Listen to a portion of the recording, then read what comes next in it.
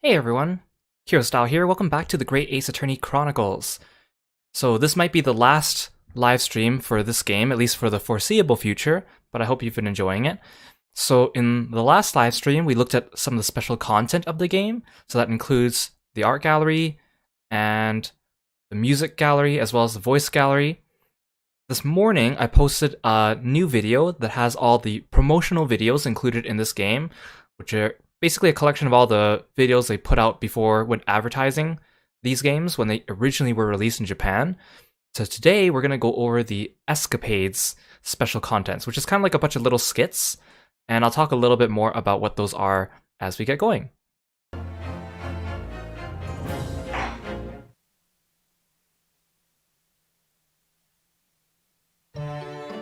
So they're found here under the Escapades. It says play some short extra episodes.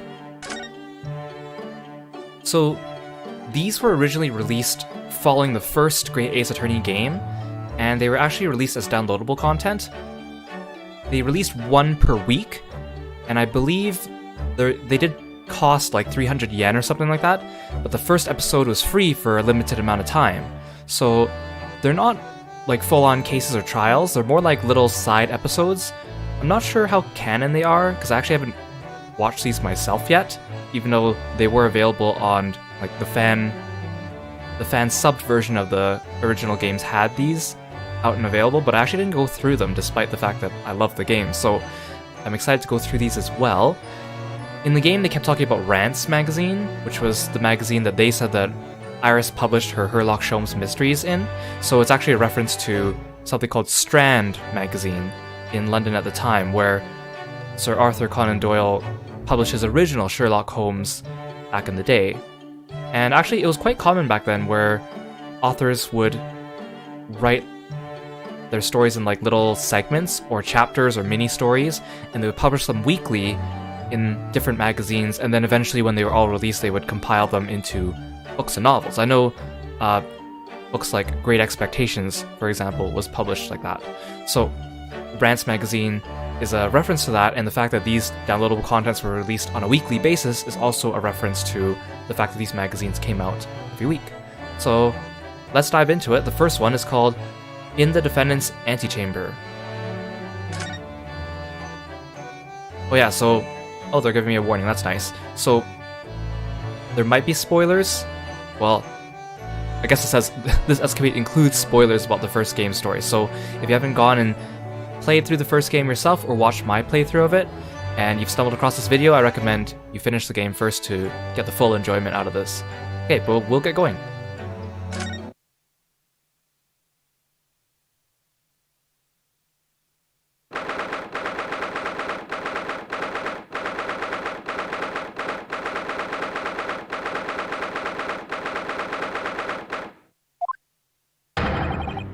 Oh, I wasn't expecting to start off with Korakuta. Just look at my precious treasure now. Myself, I have scrubbed and scrubbed. But the repellent odor of meat will never be repelled from its resplendent surface again. But you have it back in your possession, at least. You should be grateful, old man. How dare you? Excuse me, but I'd just like to get at that zabuton cushion there if I could. Rest assured, you miserable military malefactor, this is not over. Incarceration awaits those who would defraud a senior citizen for his priceless treasures. Watch your tongue, old man, mark my words, I won't. Sorry, Sergeant, but can I just get at that zabuton cushion over there as well? Oh. No, I won't go to jail, never. Imagine if I did. The very next day, my boy would starve without the chain of command and place to provide for him. Using the child to protect yourself. Myself, I call that abstinent cowardice. Oh, really? And who just employed the old poor defenseless senior citizen tactic, The only way to fight an enemy who's using underhand tactics is a tit-for-tat strategy. Sorry to interrupt again, but I just need to get at that Western-style cushion over there on the sofa. Enough of this insubordination. What do you want, man? Oh, please don't mind me. Aha! Do my eyes deceive me, or is this the wide-eyed criminal from the trial before? Wide-eyed, perhaps, but criminal? No. What is this unhealthy fascination you exhibit with the seating arrangements of others, Why were you peering under the cushion of this upholstered seat? Oh, well, the thing is... Any luck? Did you find it? Oh, you're not Susato. Any luck? Did you find it? No, sadly not. I don't think it's here, Kazuma. You really are a liability, Ryunosuke. Report! At once! Have you lost something? Is that it? Yes. We're just on our way to a party to celebrate my friend's victory here when... I realized my university pin badge was missing. A university pin badge, you say? Yes, from my collar here, you see. Affirmative! Uniforms must be kept in prime condition at all times! A missing badge is unacceptable. I thought if I looked around, it would probably turn up somewhere. Like the old tale of the Koban coin and the steak. A parable of which I am acutely aware. But I've exhausted my search now, really. The only logical conclusion is that someone must have stolen it. And don't look at me! I don't just find any old metal objects irresistible, you know. Imagine what would happen if the little trooper Ido here swallowed something like that. Oh, look at the little snot bubble coming out of Ido's nose.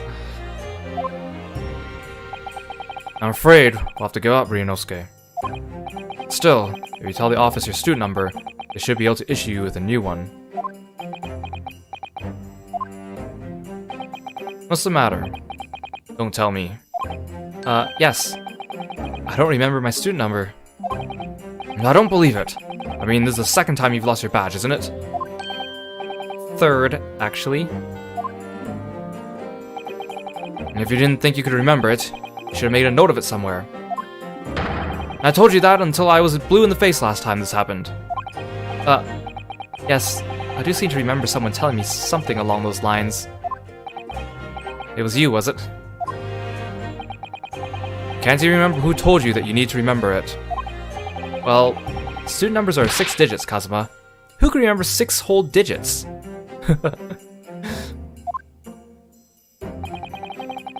Yume isn't exactly a long-established university, you know. All our numbers are still rather low. In fact, they only use the last 3 digits. Well, that might help, I suppose. That might help. Ryunosuke, it's only 3 digits you need to remember, just 3. Even children remember phone numbers better than you do. What's a phone? Don't ask me. Sorry, my brain is just such a disappointment. Yes, well, anyway, young man. Myself, I was greatly impressed with you in the courtroom today. Oh, you mean me? A lawyer already, before you've even graduated. And such a loyal friend to this... one. This one? What's that supposed to mean? Oh, no. I still have much to learn. In fact, that was brought home to me in no uncertain terms only last year. My Achilles' heel was spectacularly exposed by my best friend here. Is it chicken? Indeed. What? By me? This is the first I've heard about it. Yes, by Ryunosuke Naruhodo.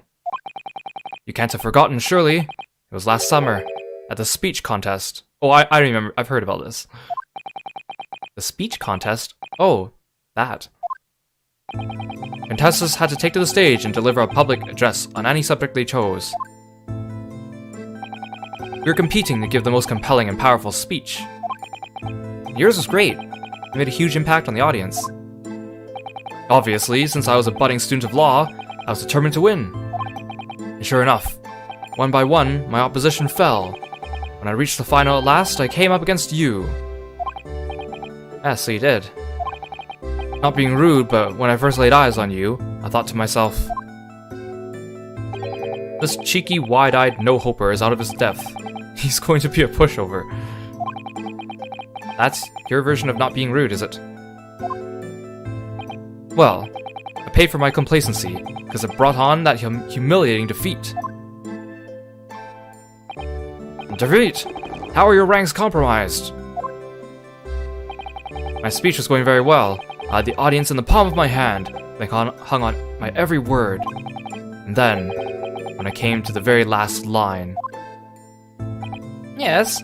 What happened at the very last line? It was supposed to be a climactic end. Unfortunately, I completely fouled it up. Never. You mean, you stumbled on your words? Spectacularly. Even now, I can't believe I ruined it. Well, what on earth did you say, man? Ryunosuke, you'd better say it. I still can't get my tongue around it. Sure, of course. I can still recall it perfectly, even though I can't remember my 3-digit number, apparently. What you said at the end of your speech, or rather, what you intended to say at the end of your speech, was this. So arise, ladies and gentlemen, and applaud our forefathers' plight and the fight for filial piety.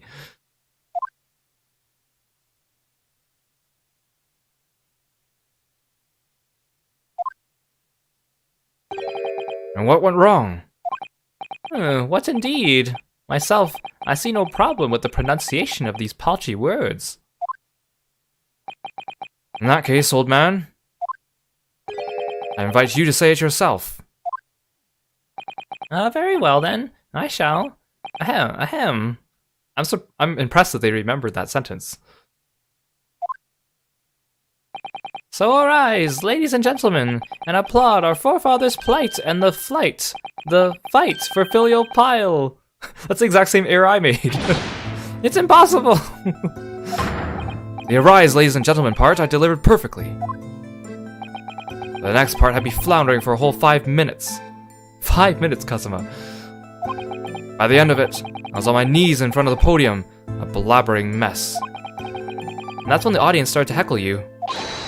Arise, arise, they were shouting. Poor Kazuma. Hell on earth! But then, of course, this man went and delivered his word-perfect speech with a perfect ending. How did it go again? Let me see. So, my dear fellows, the message is simple. Treat your father and mother with respect. Something like that. I mean, talk about stating the obvious. The fact is, I lost to that speech. Tongue-tied is the only way to describe it. Well, it is quite tricky to say, I agree. The final fight for filial piety, especially. And ever since that day, I've had this question whirling around in my head. Why did our forefathers choose such an awkward phrase? Was it to mock their children? I mean, it should never have been called filial piety in the first place. Ah! At least you're going to Great Britain soon. I might not come up much there.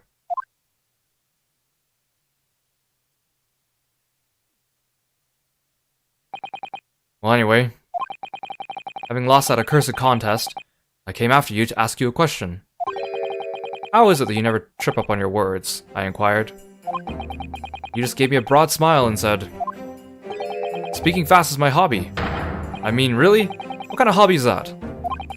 Do you think you could take your hand off your sword? Besides, it's just a way to pass the time. After that, you started talking at me 10 to the dozen, like you were possessed almost.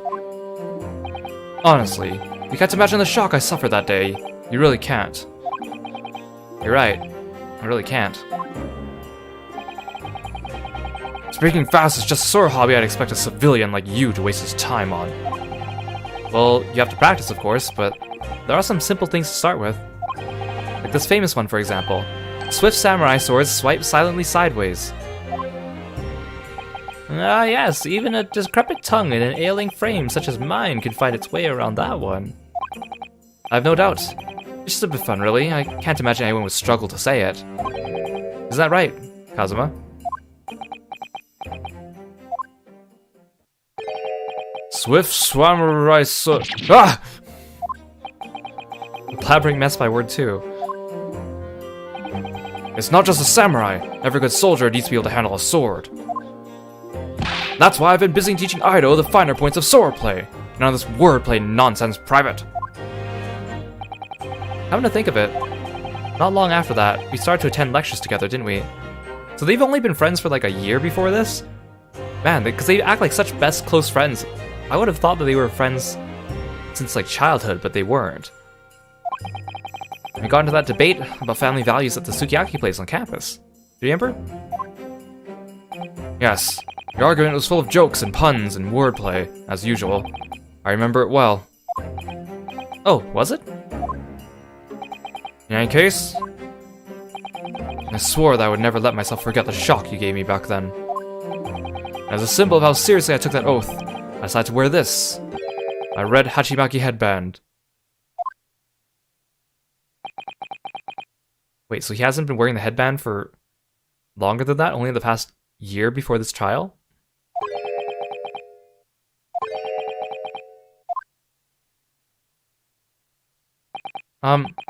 Sorry, Kazuma? Yes. You've lost me there, I'm afraid. I don't see the link. What does your red headband have to do with your oath? Because it will always remind me of that smug look on your face as you utter those tantalizing words. What words? You mean another tongue twister? I practiced and practiced until my tongue bled, but in the end, I mastered it. Mastered what? Well, I think it's time you heard this, actually. Listen carefully now. Here goes. Red headband, lead headband, dead headband. There. Word perfect, see? Then they start playing his theme song after that, like it's such an accomplishment. So he did that until his tongue bled? Gosh.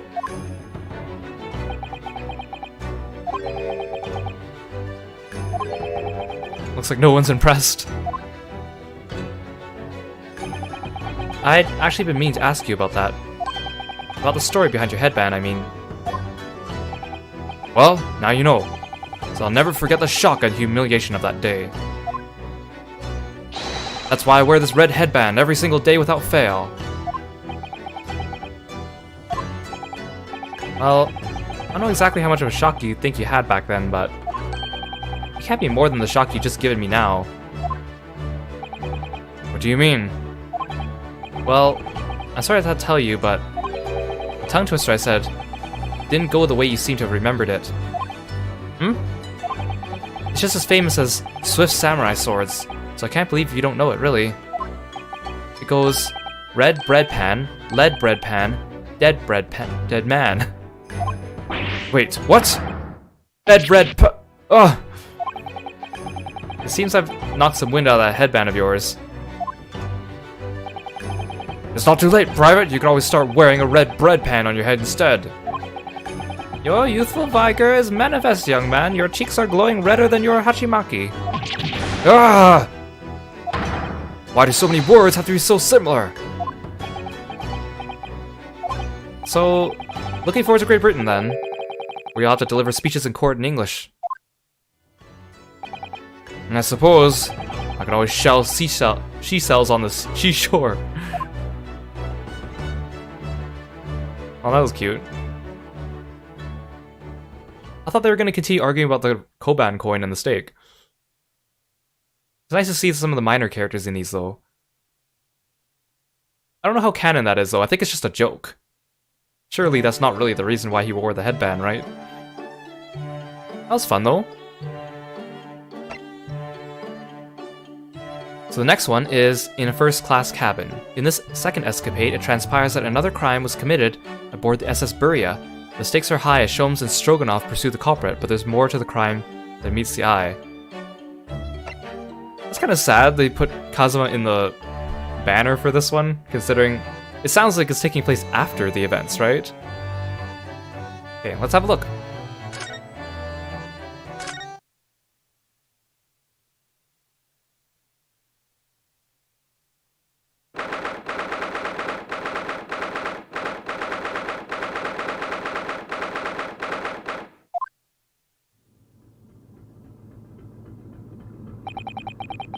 It's almost 2 weeks now since we left Japan. I can't believe how quickly time has gone. Oh, so Kazuma's in this one. Cool. So, our next port of call will be Shanghai.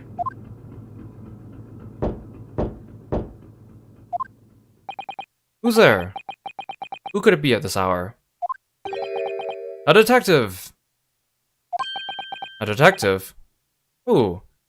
So these can't be canon then, right? Because I don't think Kazuma, or Sholmes didn't meet Kazuma before the incident, right? A great detective! I don't get it. What's a great detective? If you would just be so kind as to open the door. Oh, yes, sorry. Of course.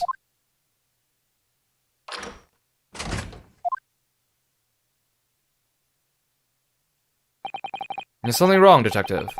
Are you investigating a case? Wherever a great detective goes, great cases occur.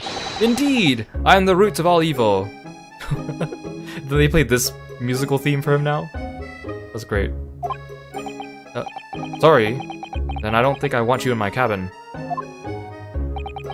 Under our very noses on the steamship, a terrible theft has just occurred. What? You noticed, I presume, the brief power failure a short while ago?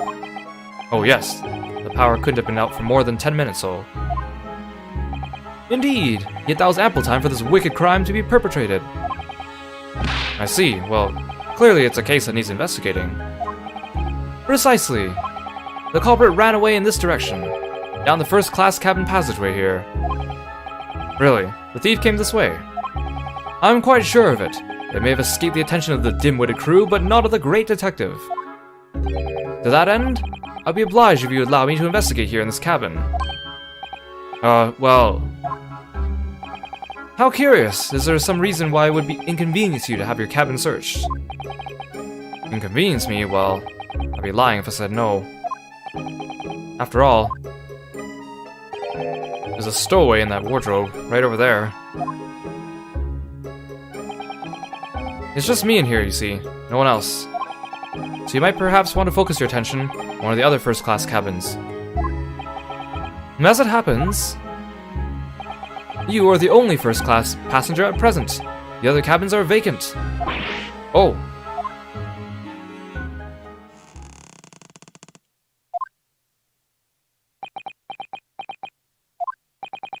Did that rather tragic rumbling of the stomach arise from within you, my good fellow? Of course. As I said, I'm the only person in here. It's not long until dinner time now, so perhaps we could do this afterwards. I do apologize, sir, but it is of the first importance that the investigation is not delayed. Now, if you'll excuse me. Wait, where'd you go? How'd you suddenly move all the way over there? Yes, without a doubt. If the culprit were to be hiding in this cabin, it would have to be inside this wardrobe. I shall need to examine this wardrobe thoroughly. I presume you have no objection.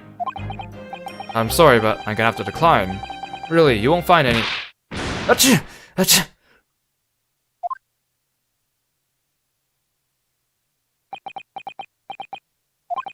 Did those two rather tragic sneezes arise from your good self? Of course they did. As I said, I'm the only person in here. You have a curious knack of talking while sneezing then. Twice, no less. And it's going to be a tough one to argue. I was watching you quite intently, sir, and I assure you, I saw no signs of a sneeze. Couldn't Ryunosuke have held its nose? As I was saying, I shall need to examine this wardrobe. We've had it now then. The game's up.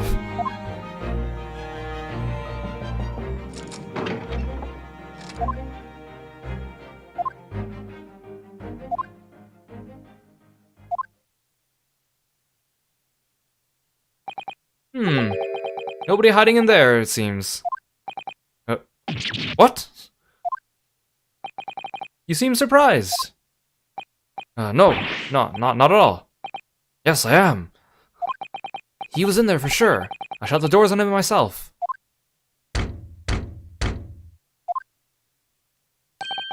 More visitors?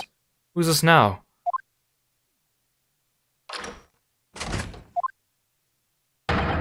Excuse me. Oh, it's even Stroganoff. Sorry for disturbing, but crime has been committed on board ship. Yes, I heard. A terrible theft, apparently. How do you know this? Well, the detective here just informed me, you see. Detective! Yes, I assumed you must have asked him to investigate. Detective, could you... where'd you go? I must ask you to cooperate with investigation into this crime. Fully. Uh-oh. He's glaring at the wardrobe already.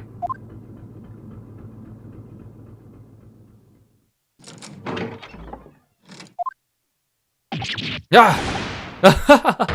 Well done, you found me! What are you doing hiding in my wardrobe? My good man, I was merely assessing the practicality of concealment in such a place. And I would say that at a push, a human could survive up to 5 minutes in that cramped space. Ryunosuke's been in there for a fortnight. Is he not human? Who are you? Shh! This is the moment of truth! The great detective is about to unveil the sordid details of this wretched crime. You mean to say... Yes, there can be no doubt, the culprit of this terrible theft did indeed conceal himself within this wardrobe. What? But that's impossible. He couldn't have done that. Because my best friend was in there the entire time. At least, I thought he was. How can you be sure of this? Elementary, my dear fellow. The criminal left behind the most revealing evidence. How else could you explain? These 3 bones! What the? He's right. Look at those gnawed bones in there. And 3 of them. The criminal has escaped this time, but I will find him and crush him. Can I ask you something, detective? Why, yes, of course. I'm always delighted to answer an inquiring mind. In this terrible theft, what exactly was stolen? Aha! What else? But some steaks on the rib bone. Huh? Did you say steaks on the rib bone? For this evening's dinner, 3 rib steaks were stolen from ship's kitchen only a short time ago. There was malfunction with generator and the ship was without lights for 10 minutes. Chef who saw criminal said he ran away down first-class passageway. And now, I am on his tail. I'm afraid to say, dear fellow, that your man is no longer in this cabin. But how? Through the cabin door, no less. Having devoured his haul in this wardrobe, the culprit discarded the bones and concealed himself behind the cabin door as you came inside. Then, when attention was turned to the wardrobe, he seized his chance to escape through the open door. What? Make haste, my good man, after the culprit. I shall follow presently. Was Sholmes the one who stole the meat? That's the only explanation, right? Hold it! Something troubles you, sir. I think maybe criminal's not running away at all. What are you suggesting? Now I know where the dog is buried. Mr. Isogi. Me? Da! When I think you are culprits, everything is falling in places. Huh? The criminal that disappeared in first-class passageway. The bones in the wardrobe. All clues are pointing their fingers at you. Don't be ridiculous. I would never. Yes, of course. I established at once that you couldn't be the perpetrator of this crime. You did. Why? How are you so sure? My dear fellow, there are but 2 things in this world on which one can rely with total certainty. What 2 things? The first is the word of a great detective, and the second... The second is the tragic rumbling of an empty belly. Not again. When I first entered this cabin, there did arise from this gentleman a belly rumbling so odiously tragic that it confirmed beyond all doubt. The man had not eaten a single rib steak in some time, let alone 3. Why'd I have to suffer this humiliation when I've done nothing wrong? Curses! I will catch this thief! He cannot have gone far! Indeed! Assuming he decided against a post-meal constitutional swim. Well, if you'll excuse me now, my apologies for upsetting your evening.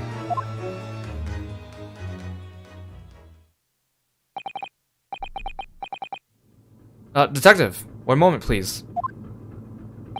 Yes. That was a most remarkable deduction. Perhaps you'd be kind enough to tell me your name.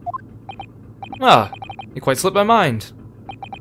You've been talking with the one and only Sholmes. I see. Well, I'm Kazuma Sogi. I'm a student on my way to Great Britain. Pleased to make your acquaintance, Mr. Asogi. Oh, and before I forget. Yes? I feel I should warn you.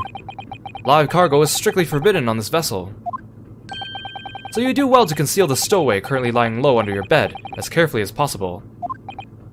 Oh, under the bed. Yeah, so this can't be canon, right? Because otherwise the case would have gone a little differently, unless, you know, Sholmes has a habit of being forgetful and also leaving out facts at the same time, so who knows? I bid you farewell then, Mr. Asogi.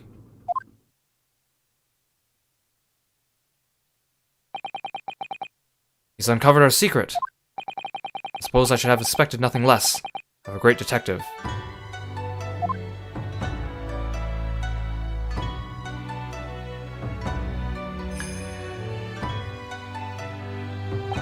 Now then. When did you move in under the bed? I thought we had it when he opened the wardrobe door. This is weird. We hardly ever get to see Ryunosuke from first person.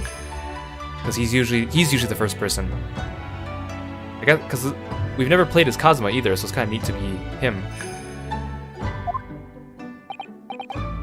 Well, it was thanks to that split-second chance you engineered.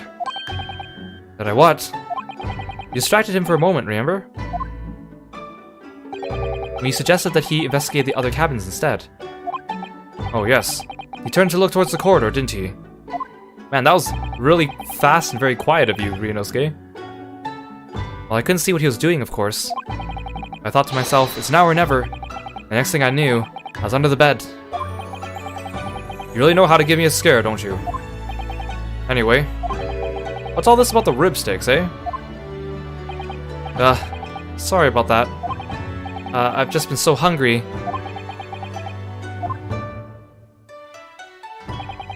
Ever since we left Japan, stuck in that tiny wardrobe. Well, you should know. You've been splitting all your meals with me. You must be starving too, surely. Right on cue. And then there was that power cut from before, wasn't there? For about 10 minutes. So it was then. I caught a whiff of the most delicious smell. And I thought to myself, it's now or never. The next thing I knew, I had the steak in my hands. This man just can't help getting himself into trouble. Well, alright, you were hungry, but 3 steaks? Thanks to you, those three crewmen are gonna go without tonight, I imagine. No, it was just the one. What? I only took 1 rib steak from the kitchen, that's all. But, I don't understand. Hey, I'm not that selfish. If I'd stolen 3 steaks, I'd at least have tossed 1 your way. I'm not your pet dog. Well, in that case, who stole the other 2? It had to be Sholmes. Do you think... could there be a ghost on board? Meat-loving ghost? There could only have been a single bone in the wardrobe when Ryunosuke moved to hide under the bed. Which means the other 2 bones could only have been put there by 1 very flesh and blood person.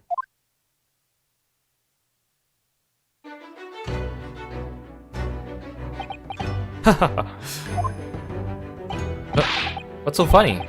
We're on a haunted ghost ship. A great detective, or a great mischief maker.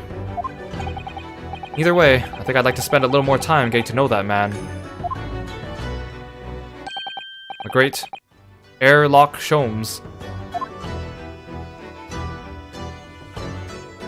That was cute. That was a cute episode.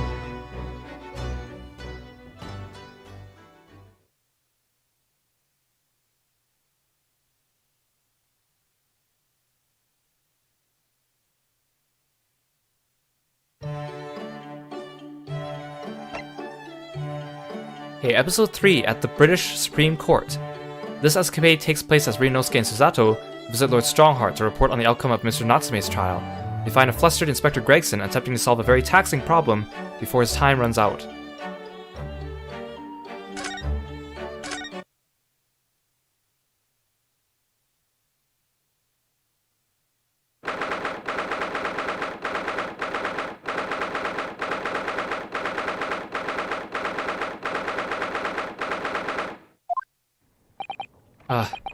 Here we are again. Every time we visit here, the atmosphere in this place seems to get more and more overbearing. Just think, we could be at home with Mr. Sholmes and Iris, having a nice cozy breakfast. But we have a duty to report the outcome of the case, especially since we're guests here in Britain. So I'm afraid this visit couldn't have been avoided. I suppose not, but is there even anyone here? I could hear a pin drop in this place. It's too solemn for its own good. It is very quiet, isn't it? The only sound is the ticking of the great clock, as it keeps perfect time.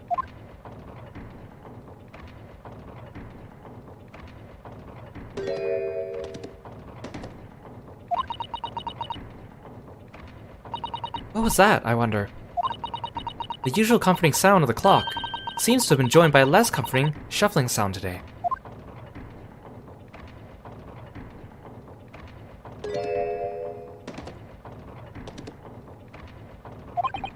You're right. Something's disturbing the rhythmical ticking. It sounds rather like an unfit middle-aged man running from pillar to post, clumsily. What are you calling unfit? Maybe you should lay off the fish and chips, man. Oh, Inspector Gregson. What are you doing here? What am I? Isn't it flaming obvious?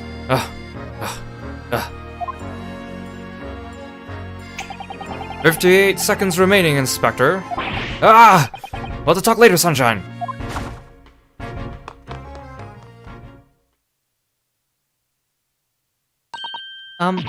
Good morning, Lord Strongheart. Wow, he's really looking fiercely at his pocket watch today.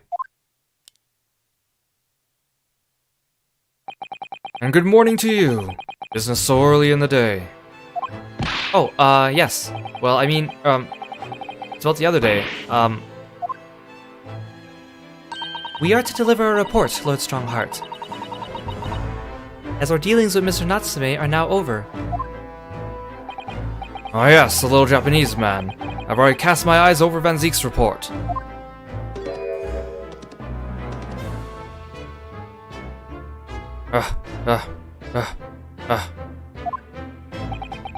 I must say, the outcome surprised me. I thank you for a job well done. You are too kind, my lord. It's not here. It's not there. And it's not over there either. I hope you don't mind me asking, but what exactly is the Inspector doing? He's been herring around between the bookshelves, looking beside himself with worry. He's looking for a particular work, The Lion's Pride. Now there's an all-too-familiar title. I heard it was a popular tale, so I obtained a copy from the rental library. However, it wasn't able to maintain my interest, so I soon cast it aside. I happened to notice a vacant spot on one of my shelves at the time, so I duly stowed the book there. Unfortunately, I no longer remember where that was. Oh, no! Not there! Not here either! Oh, come on! Where are your lions hiding? The book is due back today, so I've asked Gregson to locate it for me with his investigative prowess. Inside 5 minutes. I must say, I've never seen anyone working so hard to find something. He's like a man possessed. Ah yes, that's because this month's salary is staked upon the outcome. At whose instigation? Let me guess, the stony-faced lord. And the 5-minute time limit, what's the significance of that? There is none. Just my vulgar, mischievous spirit showing itself, I'm afraid. Oh, by your own admission.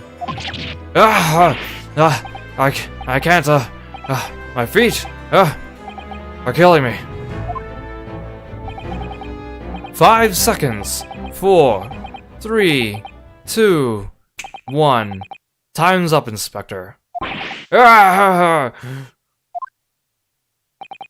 Which means that next month, you work unpaid and have no days off. No, no days off. Poor Inspector Gregson.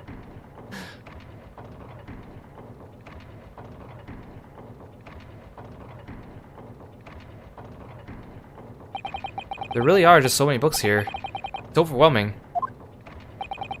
For some, perhaps. I've purchased every book, new or old, on the subject of law from all over the globe. I wouldn't have believed it a few short decades ago. A place like this couldn't have existed. What do you mean, Inspector? When I was a lad, no one ever dreamed of buying books. Oh, I see. Western books are such luxury items, I suppose. With their leather covers and fancy bindings. No, that's not it. Oh. It was a tax on paper, see? Oh, on paper? Yeah, I mean, it was abolished about 30 years back now, but it used to be the case. It was a tax levied on any kind of paper. So obviously, that meant most folk couldn't afford to buy any books at the time. Ah, so is that why places like the rental library you mentioned before came into existence, with Strongheart? Indeed. Vestiges of the paper tax system, you could say. The general public consider books as items for hire. London is home to a vast lending library of some 3.5 million books. Is that really, like, the actual history behind libraries? It's kinda neat. You couldn't hope to read all of that, even if you were reincarnated 10,000 times. Even I would choose to rent a book rather than purchase it if I knew I'd read it infrequently. The subject of tax has actually surprised us already in the last few days. It came up in Mr. Natsume's trial. It seems that the window in his room was filled in due to some kind of window tax. That would be true. Fortunately, the window tax was abolished here some 40 years ago. Sadly, in the East End in particular, many windowless houses remain. Britain's always had a bit of a thing for tax and stuff. Whatever they can tax, they tax. Sugar, salt, tea, coffee, you name it. Candles, beards. Beards? Wait, sorry? What was the last one? Did you say beards? Yep, the beard tax. Never heard of it. Never. Why should people have to pay money just because they let their facial hair grow? You may well ask. I suppose it's because it makes them look self-important. The Naruhodos have a strict family policy of no facial hair, I think. You can relax. The beard tax was confined to the annals of history long ago. Even so, it's clearly something the British really love. Paying taxes, I mean. Paying them? You got that back to front, sunshine.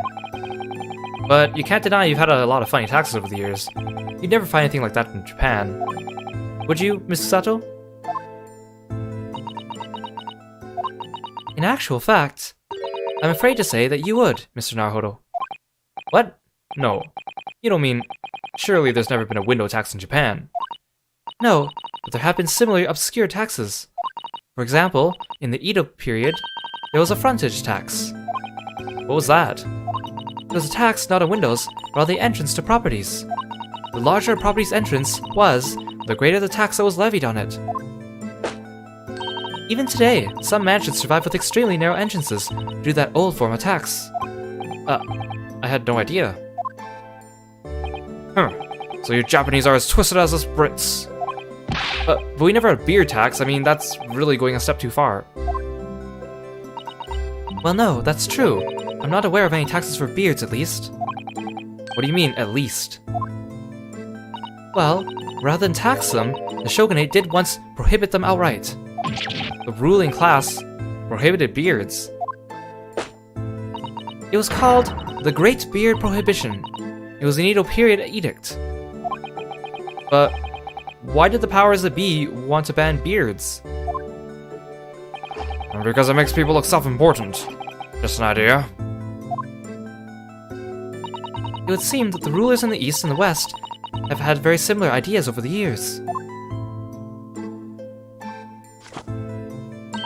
There have been other unusual taxes in our history, even in our current Meiji period. There have. For example, those before either of us were born, There was a rabbit tax. There was a tax on those adorable fluffy creatures, like the one who makes mochi sweets on the moon. Yes, and it was an extremely large tax too. The government demanded extraordinary sums of money. This just gets stranger and stranger. What was the reason for that bizarre tax then? Well, after Japan opened its doors to the world, there was an unprecedented rabbit boom in the Meiji capital. A boom? Yes, keeping rabbits became hugely popular, and new species were traded at exorbitant prices. People were even swindled out of all their money for exotically colored rabbits. Like colored chicks, I suppose. Hard to imagine though, rabbits are so timid and quiet. One never thought once one could bankrupt you. So in response to this worrying social vogue, the government imposed a rabbit tax. I suppose they couldn't just ignore the problem. And it worked, because the rabbit boom came to an abrupt end. 6 years later, the tax was abolished. Well, I hate to say about my own country, but Japan is strange. But there's more! After the rabbit tax was abolished, then, of course, society reacted by launching straight into a second rabbit boom. Oh dear. The government didn't think that one through, did they? Your ideas about the world are very much altered by the position you hold in society. If you're responsible for the running of the country, you will feel the need to raise revenue keenly. Without a stable taxation system, the whole country will go down the drain. Well, yes, I suppose so, but some of these taxes... That's precisely why ministers of state use their wiles to invent new and novel ways of taxing the public. Novel ways? Tell me, Mr. Naruhodo, if you're one of my country's statesmen... Me? A British statesman? Yes. What novel tax would you impose? Pray, give us something truly original. Inside 5 seconds. What? Oh, think of something that everyone uses, Mr. Naruhodo, and really squeeze every penny out of the population. That's quite the intense stare. I'm very glad Susato-san isn't in charge. Your time is up. So, what's your answer? Well... Air? Maybe? Yes! How about air? Then they play the turnabout music. An air tax, you say? Oh, well done, Mr. Naruhodo. A truly novel and fiendish idea. Well, everyone has to breathe, so while the population is inhaling air, my government is inhaling money. Blimey, you're a tyrant at heart, eh? A somewhat radical solution to the country's revenue problems, but sadly not an original one. No, you mean to say... Surely not. You mean a tax on air has already been imposed in the past? It was last century. The finance minister of our neighbor, France, proposed it. What? If I ever go for a visit, I'm holding my breath. Unsurprisingly, it was strongly opposed by the public and soon scrapped. The minister didn't last long either. Oh dear. Although clearly that would have been an untenable situation. The public at large are a force to be reckoned with. Don't I know it? How about you, Inspector? What new tax would you impose? Fish and chips, maybe? Let me see. My first thought is a tax on objections. Sorry? I'm hearing far too many of them recently in court. There's a particular lawyer I have in mind as it happens.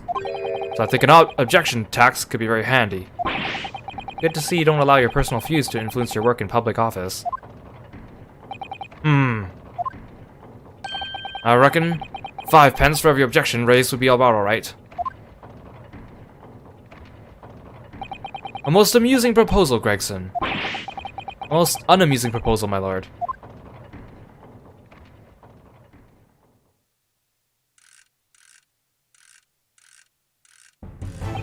Well then, I think that's it's your turn now.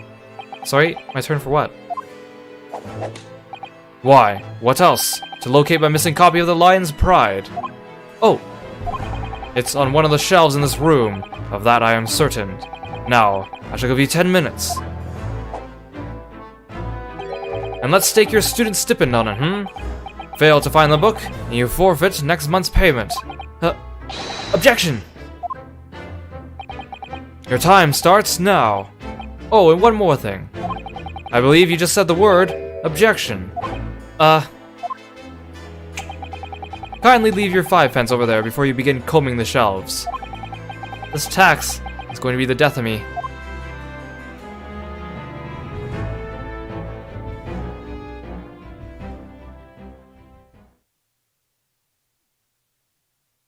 That was kind of fun. Kind of weird to see Strongheart engaging in these fun little shenanigans.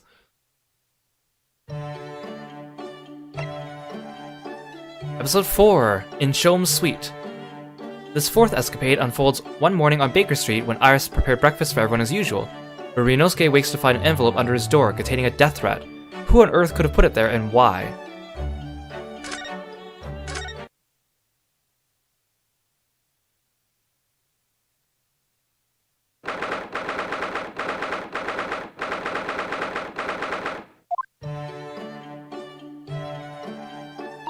Good morning, Iris. Good morning, Mr. Sholmes. Oh, morning, Susie. I'll get breakfast on the table for us all. Mr. Sholmes. Morning. Come now, why the long face? Oh, sorry. The thing is, I just had a rather strange envelope posted under my door this morning. Some rather strange things inside. What strange things? Oh, what was it, Runo? Do I catch the scent of mystery in the air? Nothing so exciting, I'm afraid, Iris. It was just 5 orange pips. I can't imagine what it could possibly... What? Orange pips, Mr. Naruhodo, and 5 of them! What's the matter with you? There's a bit of overreaction, isn't it? An overreaction? Mr. Naruhodo, you don't understand. It's a warning. A notice of imminent danger to your life. What? To my life? What's the meaning of all this, Mr. Sholmes? My dear fellow, why do you make such an inquiry of me? Because the name of the sender was written on the envelope, and it was yours. Oh, you're right, Runo. It says, sent by Sholmes, envoy of hell. So, my little ploy has been exposed. Well, so be it. Cast your mind back, if you will, Mr. Naruhodo, to the time of our dining last night. Yes. Mrs. Zato cooked Japanese food for us. Indeed, in particular, you may recall the fine norimaki sushi roll that I was about to savor. That is, before you swooped in with your clacking chopsticks and filched it from under my nose. Oh, I assume because you left it, that you didn't want it. No, I'd left it, my dear fellow, because I had planned to enjoy it at the very last mouthful. Surely you have noted my intent by the subtle dilation of my right pupil. Perhaps a clear sign would be helpful next time. Just an idea. I do the same thing, right? If I enjoy something, like if I have a bunch of candy or if I have a bunch of food, I might leave the one I like the most towards the end so I can enjoy it last, almost like a dessert. And as a kid, that wasn't always the best idea because when you eat lunch at school or whatever and you got, let's say, candy, and you leave your favorite flavor for the last couple ones, and you're about to finish and then your friend comes over, or maybe not even your friend, and they like, oh, can I please have one? Or if they're impolite, they just kind of snatch it and grab it. You're like, dude, I was saving that. It was my favorite. Jeez. I could totally relate. In summary, the post you received earlier is a notice of impending revenge. You should be quaking in your boots. Really? Because I went straight out into the garden and planted them. I'm hopeful we may grow some exotic fruit. There's no point in sending a notice of impending revenge if the person you send it to doesn't know what it is. Well, I knew, of course, because I've read this book. The Adventures of Herlock Sholmes. On sale now in all the major London bookshops and receiving rave reviews. Oh yes, of course. It's finally been published, hasn't it? I hear it's selling very well. It is! 12 short stories in 1 volume. I've earned a lifetime spending money already. Okay, but if she has a lifetime spending money, they shouldn't have to worry about rent. And it has further bolstered my name. In fact, only the other day, a Bohemian king sought to engage my services. Really, that's extraordinary. And of course, the gentleman persisted with some pretense about being a fishmonger for the duration. Huh. But only a fool would presume to be able to deceive my eyes with such a charade. But how did you know he was a king, then? Why, there's no mystery, my dear fellow. A distinct smell of fish accompanied the man's lowly apparel. And though he tried to hide it, the left side of his mustache quivered in quite manifest manner. Oh, Mr. Sholmes. That's simply brilliant. Having neatly resolved the case for the man, I'll send a quantity of fresh cod as a mark of his appreciation.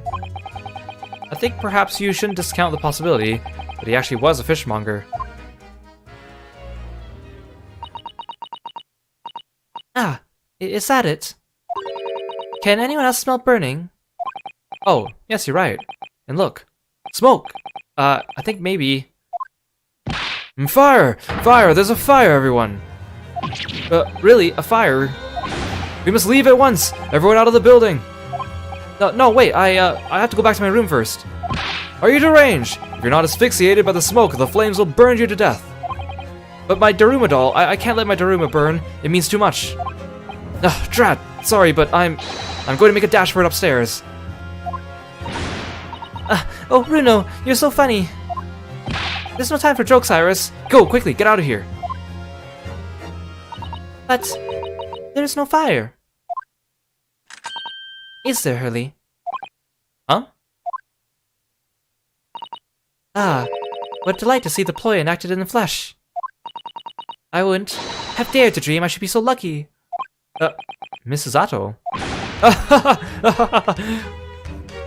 Indeed it was a ploy. A devilment engineered by my puckish spirit. It was all a trick, but why?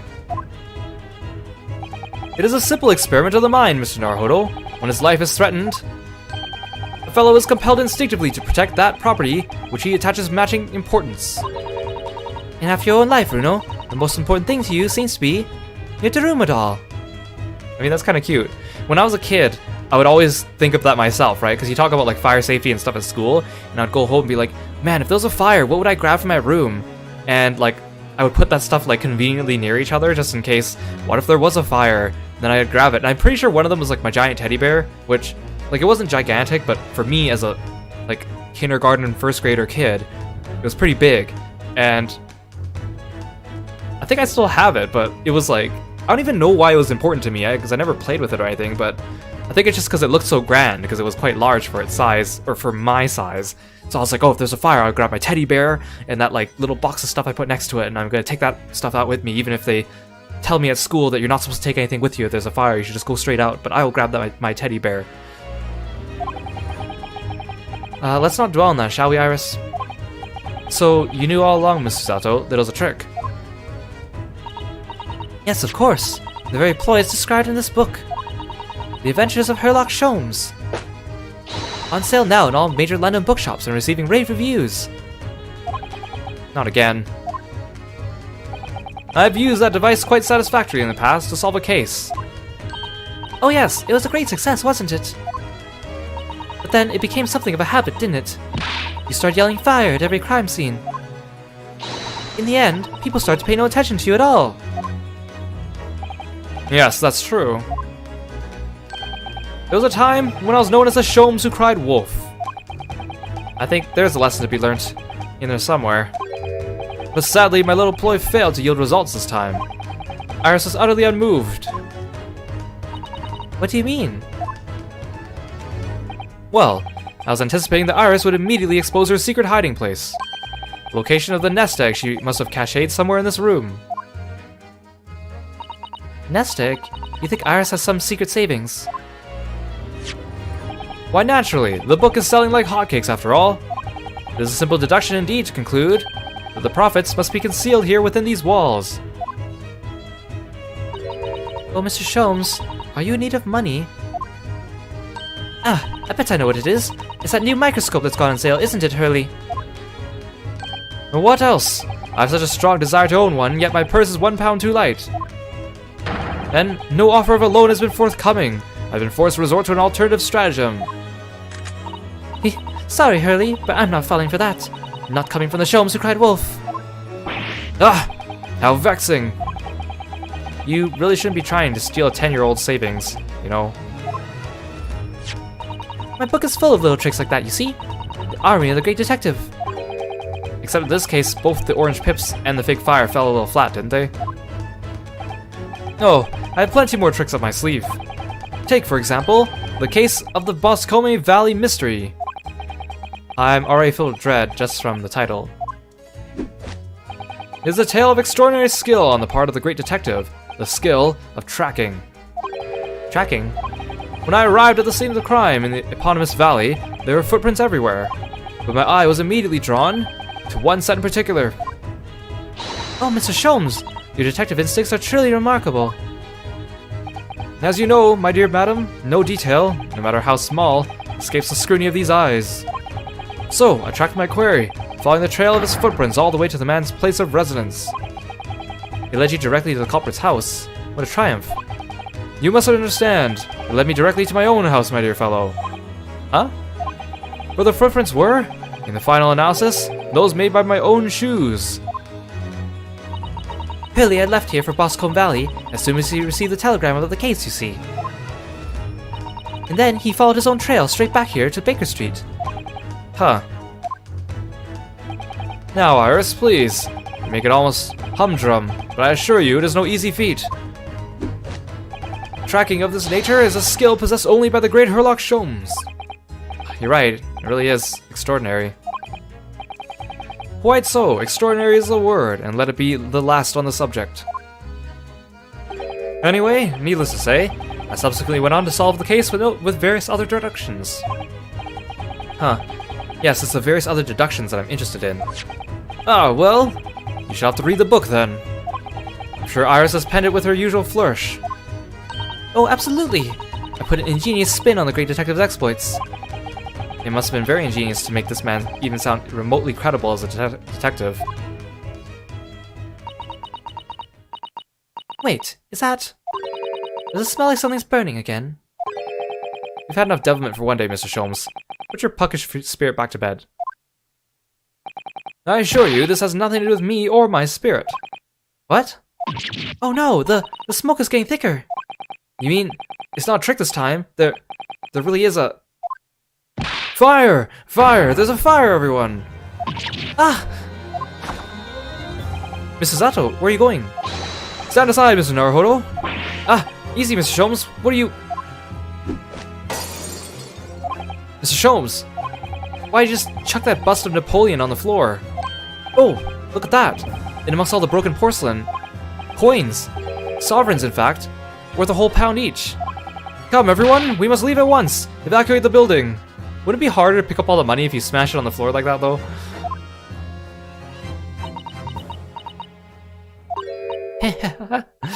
You fell for it, Hurley. Hook, line, and sinker.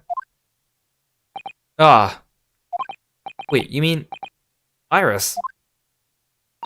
I certainly wouldn't have guessed that's where you'd hidden it. Do you mean to say that the smoke was...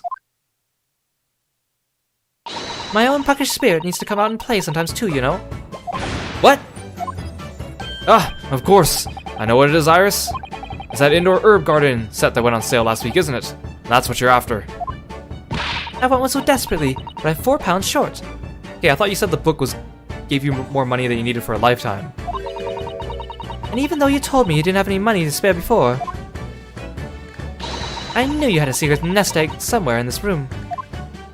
Ah, you've outwitted me again! You really shouldn't let yourself be outwitted by a 10-year-old child, you know. So thank you for the loan, Hurley. Oh, but wait. What's the matter? Where's Susie? She disappeared. Oh, yes, that's right. She ran off upstairs before, didn't she? Oh! What are y'all still doing here? We need to evacuate. It won't be long before the fire is...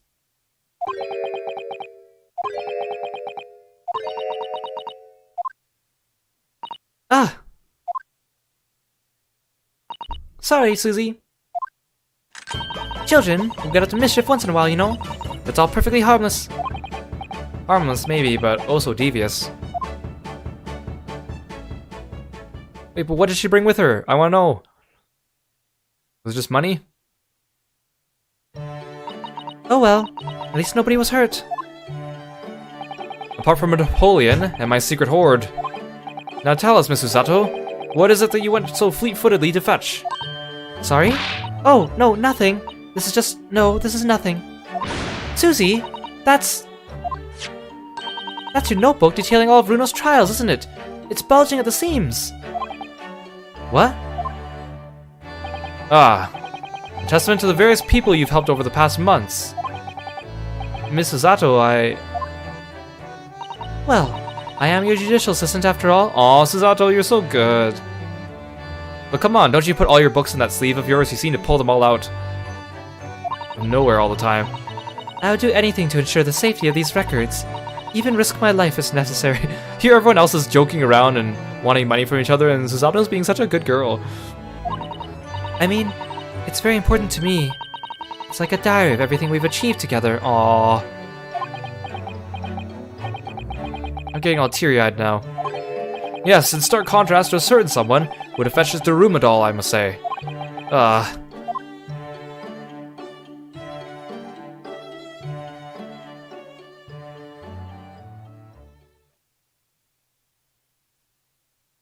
That was cute. That was a cute episode.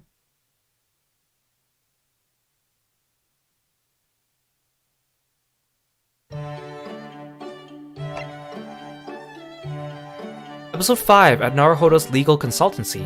An escapade in Naruhodo's Legal Consultancy where Susato appears to be rather irritated because it seems Ryunosuke has been buying a little too much bric-a-brac, and now the whole place is brimming with things they don't need. And his latest purchase has really rocked the boat with Iris and Susato.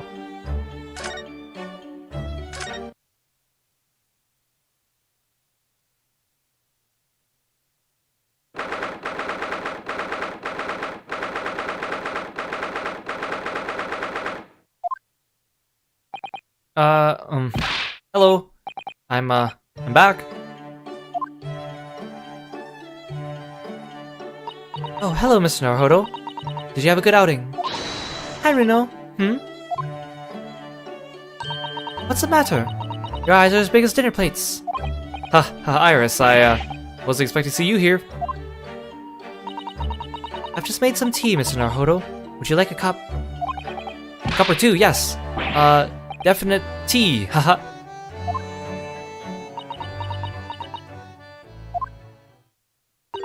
Alright, Runo.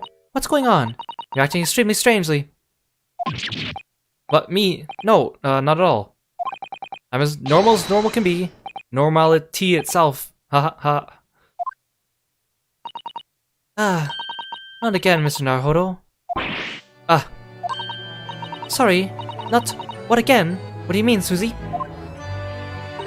Whenever he goes out on his own lately, he always seems to come back with a peculiar new purchase. Peculiar? Peculiar? What's peculiar about the things I bought?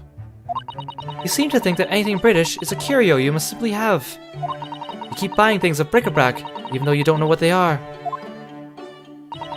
Well, there are rather a lot of bric-a-brac shops and pawnbrokeries around here. It's when I've been to Lord Strongheart's to get my weekly report. I'm always so nervous beforehand. On the way home, I just find myself in those shops and...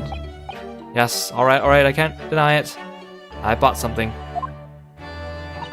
You're right. You can't deny it because your eyes are wider than ever.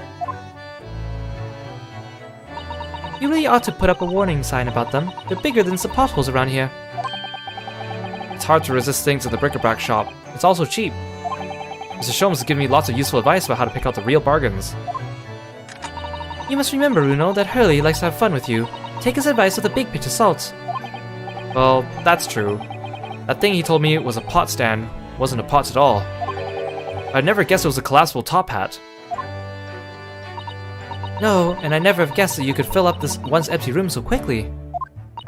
Honestly, it's overflowing with things we don't need now. I mean, look at those scales. Not once have you weighed something on them.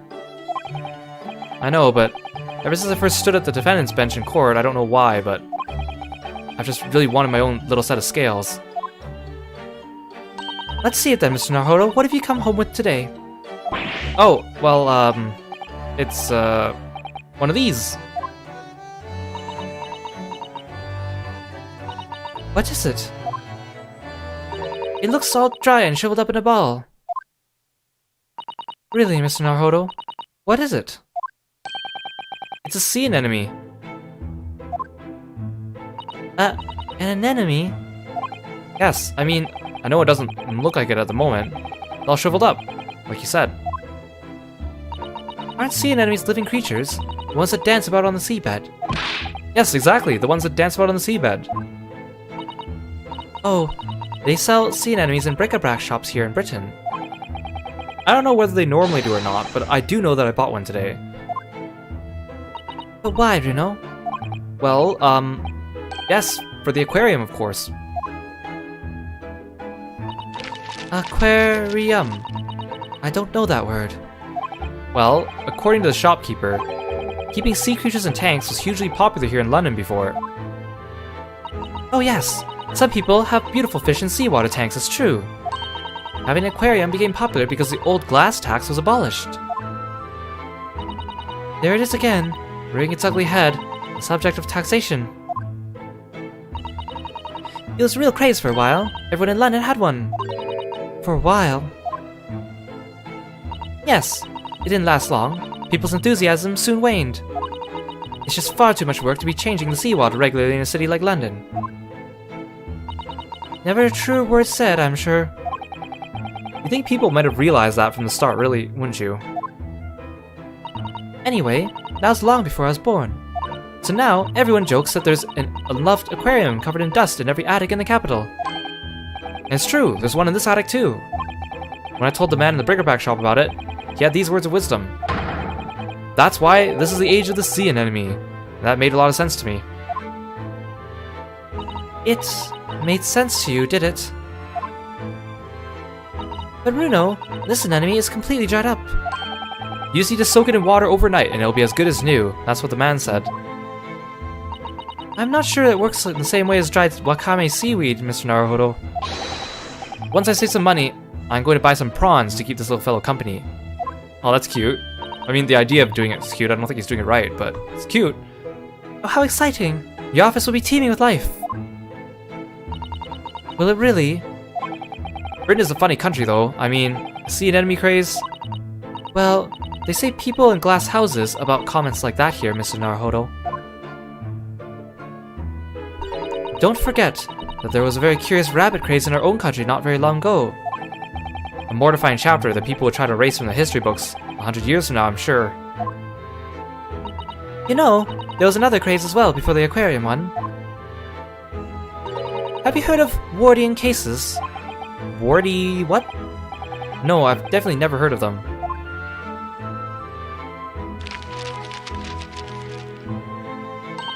There were little glazed cases for growing plants indoors, I believe. Oh, I see. For plant lovers to raise their favorite tropical plants. That's right, like little types of ferns. Ferns? Do you mean those rather dull plants with lots of fronds for leaves? They're not dull at all. Ferns are lovely plants. I think people want to recreate the exotic foliage of the tropics in their own homes. So they grew ferns. I mean, ferns. Sea anemones. Londoners certainly have a knack for the obscure. Well, thinking about it, my grandfather loved the moss on his bonsai. He looked after it better than the trees.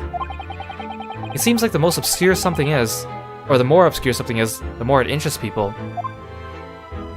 Maybe. Anyway, the Wardian case craze didn't last very long. Now, most of those little glass cases are just gathering dust, I think. But haven't I seen one in your room, Iris? Oh, very observant of you, Susie. Yes, that's right. Mine's certainly not gathering dust. I grow tropical herbs in it. Well, Mr. Naruhodo, I really must ask you to stop all this frivolous buying of strange things. Yes, alright, sorry. It's just that, well, think about Mr. Sholmes' room. There's all sorts of peculiar trinkets lying around. Oh, well, yes, that's true. And they seem to be growing in number. Recently I've noted a blowpipe, a few barrel crystals set in a twisted piece of gold, a gold-rimmed pince nez.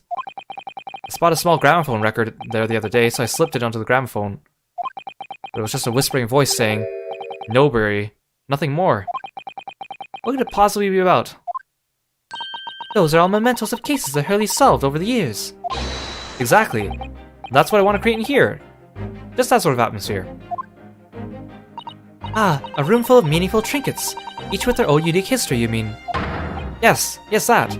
I knew you'd understand, Mrs. Zato. But Mr. Naruhodo, none of the things you bought for the room have any connection with any of our cases. Oh, don't they? Well, for example, take that splendid but rather weather-beaten top hat. That wasn't used as evidence in any of the cases we worked on, was it? Oh, so you have 2 top hats if you count the collapsible one as well. No, the collapsible one is a pot stand, as far as I'm concerned anyway. But the other day, when we were in court, they were everywhere, weren't they? Top hats, I mean. Well, here in Britain, of course, they're the mark of a true gentleman, so it's hardly surprising. If a man isn't wearing a top hat when he ventures out of the doors, he'll be looked down upon.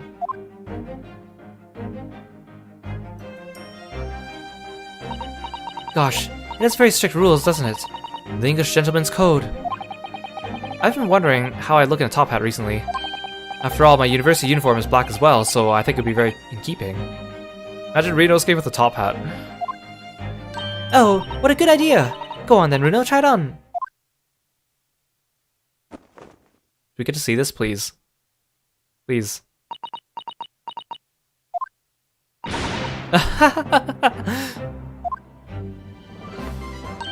The lesson here, I suppose, is that the juxtaposition of student and gentleman is just so strange and wrong. Well, I'd rather it didn't suit me anyway. I mean, these hats are ridiculous. I'd be willing to bet every foreigner who sees one of these things for the first time thinks exactly the same thing. Why is that man wearing a chimney on his head? People in glass houses, remember, Runo? What do you mean?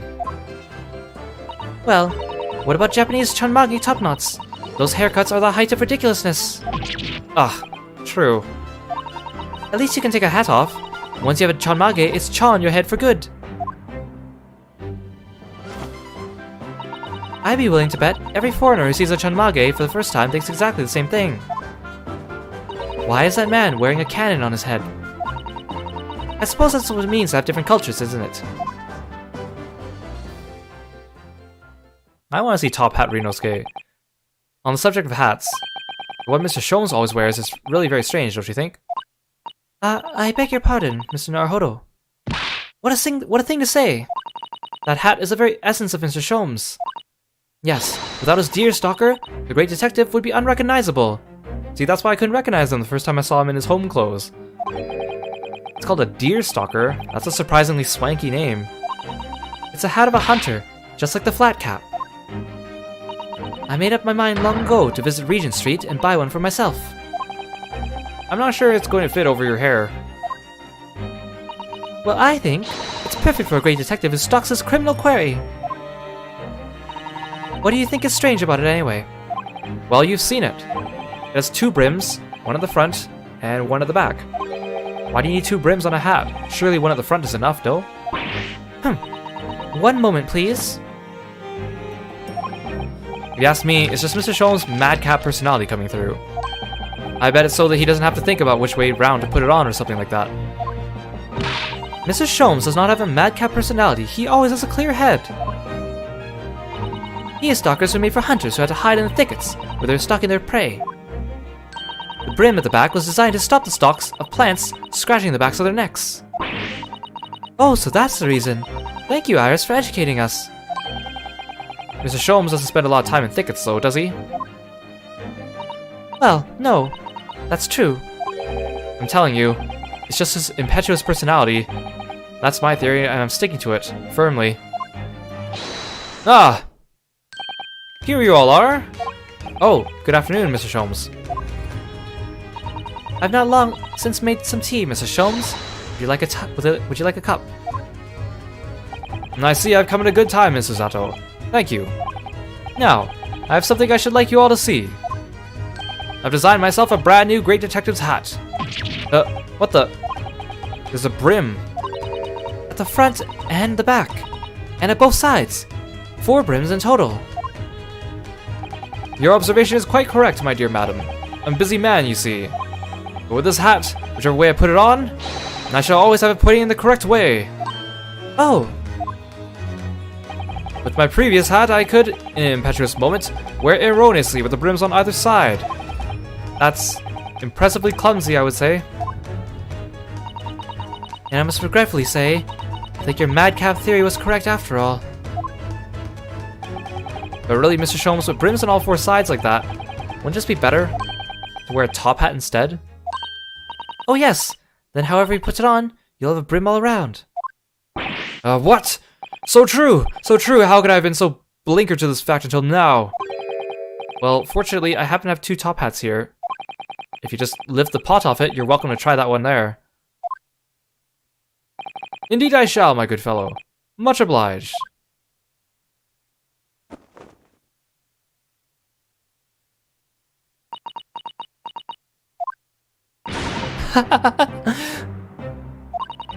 Oh Hurley, it looks terrible.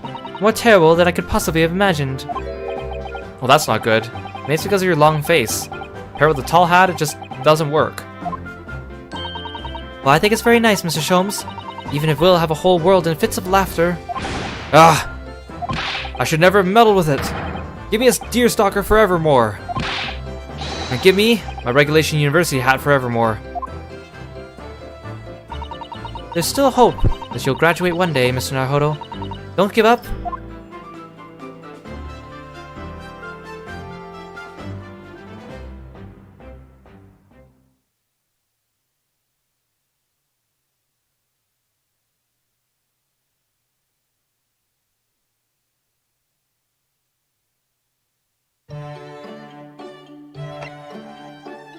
Episode 6, in Mr. Natsume's room.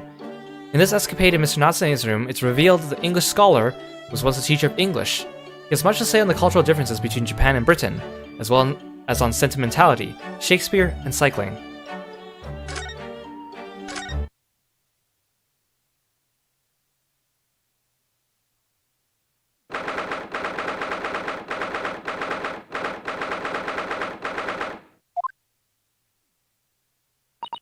So, Mr. Natsume, are you really returning home to Japan? Yes, indeed I am. Everything is arranged already. We'll be sad to see you go. And after Runa worked so hard to prove your innocence as well. What a shame. It feels like it was all a wasted effort. Don't say that! I know what you're suggesting. Now calm down, Mr. Natsume. It's all fine, really. You are in good company here, sir. If you fear the Reaper, you needn't hide the fact. I am a proud citizen of the Empire of Japan, and I am not a scaredy cat. Talking of cats, Mr. Sholmes just casually threw one among the pigeons there.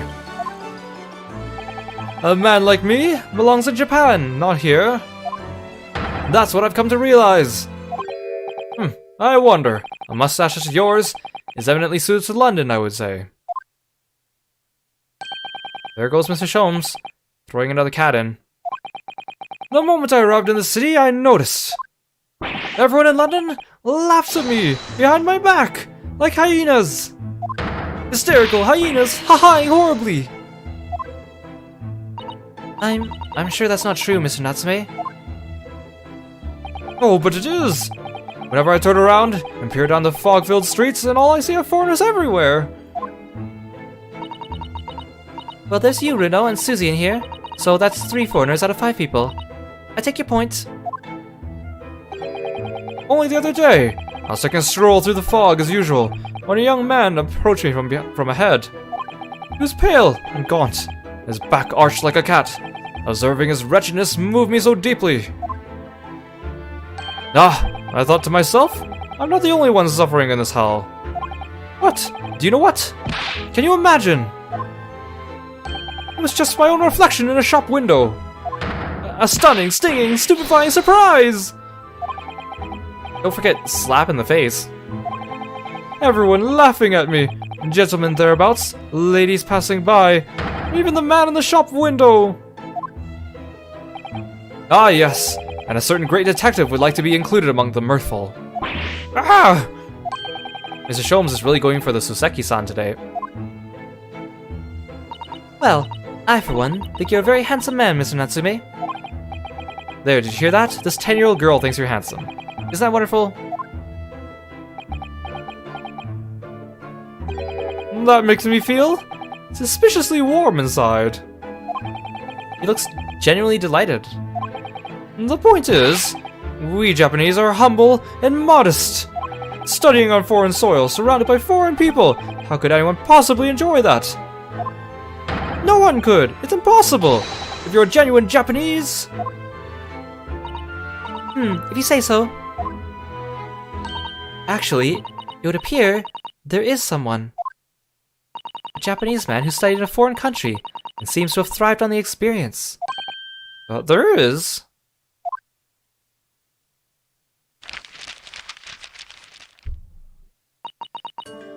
Mr. Ogai Mori. I believe he studied in Germany. Mr. Mori, pray tell us more of the fellow. Well, today, he's a very successful author in Japan. Oh, I've heard of him. He's the professor who wrote My Hime, isn't he? My Hime? I suppose in English the title would be Dancing Queen, maybe? Oh, I see. A tale of a woman who waltzed her way through the world, perhaps. You really needn't make up such a silly translation, you know. It's already officially called The Dancing Girl in English. It seems Mr. Mori greatly enjoyed his time in Germany. He became close with a local lady while he was there. Close, you say? With a local lady?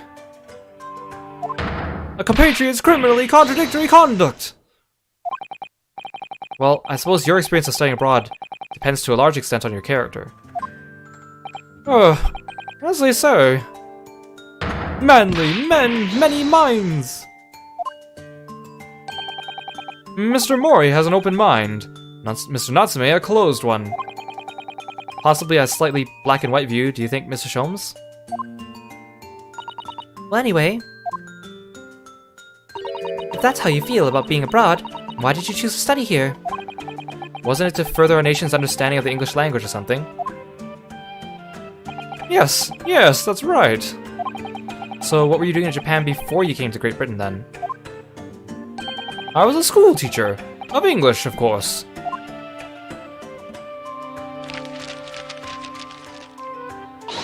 A bit cursory, perhaps, but I've managed to discover some information about Mr. Natsume's teaching days. Wait, you found that in your book that you have all the time, Susato? That's just a little outside the field of law, isn't it, Miss Susato? Well, let me pose you a question, Mr. Naruhodo. If you had to translate the English phrase, I love you, into Japanese, what would it become? That's easy. Aishiteru, or suki desu. Wrong. According to Mr. Natsume's teachings, at least. What? Would you like to explain, Mr. Natsume? Yes, of course. Your research was very thorough. I always used to tell my students that we Japanese don't express ourselves that way. Rather, we might say, Suki ga kirei desu ne. My dear Mr. Natsume, I must interject. Suki ga kirei desu ne would translate as, the moon is beautiful, isn't it? I know that! The point is that we Japanese are reticent when it comes to expressing our emotions. We prefer to show our feelings of adoration, our suki, by appreciating the beauty of the moon, the suki. Ah, using the suki to express ski. It's an amusing play on words, I see. No! Or in a language you might understand better, bad Sholmes! It's not a play on words! It's subtle, it's humble, it's fleeting and beautiful, it's art! Isn't it just being shy? Ah. So actually, in the developer blogs about translating this game, they specifically talk about this scene. So Janet Sue, who is like the localization director, talks about how difficult it was to translate some parts. Because one part of the Meiji era and Victorian era language, plus the fact that they wanted to keep it authentic to the original translation, but they also wanted to make it accessible for people to understand. And in the end, they decided to stick to accessibility while trying to keep as much of the authenticity as possible. And so she talks about how she went and actually read different books published by authors that were later translated into English to see how they did it. And, for example, they might translate the amount of currency in an old book into a current currency so people could understand it, even though it wouldn't be right for the time period in which the book was written, because it was more important that it was accessible to the reader than it was to be authentic to the original piece. And in fact, the actual author, Soseki Natsume, the real person, agrees on this matter, and in his book, Wagahai wa Neku de Aru, or I Am a Cat, was translated in a similar type of vein. So in a way, she was kind of saying, well, I think if he was alive today, he would agree with this type of translation. And so this conversation in particular was extremely difficult to translate because they want to keep the same meaning behind the joke of saying bad Sholmes and why his interpretation is incorrect, whilst also providing an accurate fact of statement. So that's why they had to come up with this way to talk about like Suki and Suki to kind of convey the same point. And so that was a very difficult scene to translate. So it's fascinating reading this stuff. I definitely recommend reading that developer blog, and I really respect Janet Su for the way she decided to go about the translation of this game. Just a little aside. My dear fellow, the foreign dancing girl will forever be out of your reach with such an attitude. Oh. Imagine how the great Mr. Mori would act. He would win the lady's heart in a flash with a well-placed and unrestrained, I love you. Ah! That smooth Mr. Mori, and I destined to live in his shadow forever! Just what sort of man is he in that imagination of yours? The fact is, I just can't settle in this foggy London town with all its foreign inhabitants. I've lost count of the number of different lodgings I tried before I found myself here. As it happens, I even lived on Baker Street at one time. No, really? A Sao scholar lived near there, a man by the name of William James Craig. His knowledge of Sao is unsurpassed. He's been a great inspiration to me over the... Forgive the interruption, but am I supposed to be familiar with the Sao of which you speak? It's Shakespeare, of course. Shakespeare. But in Japanese, we write it as Sa and O. It's a phonetic representation using kanji characters.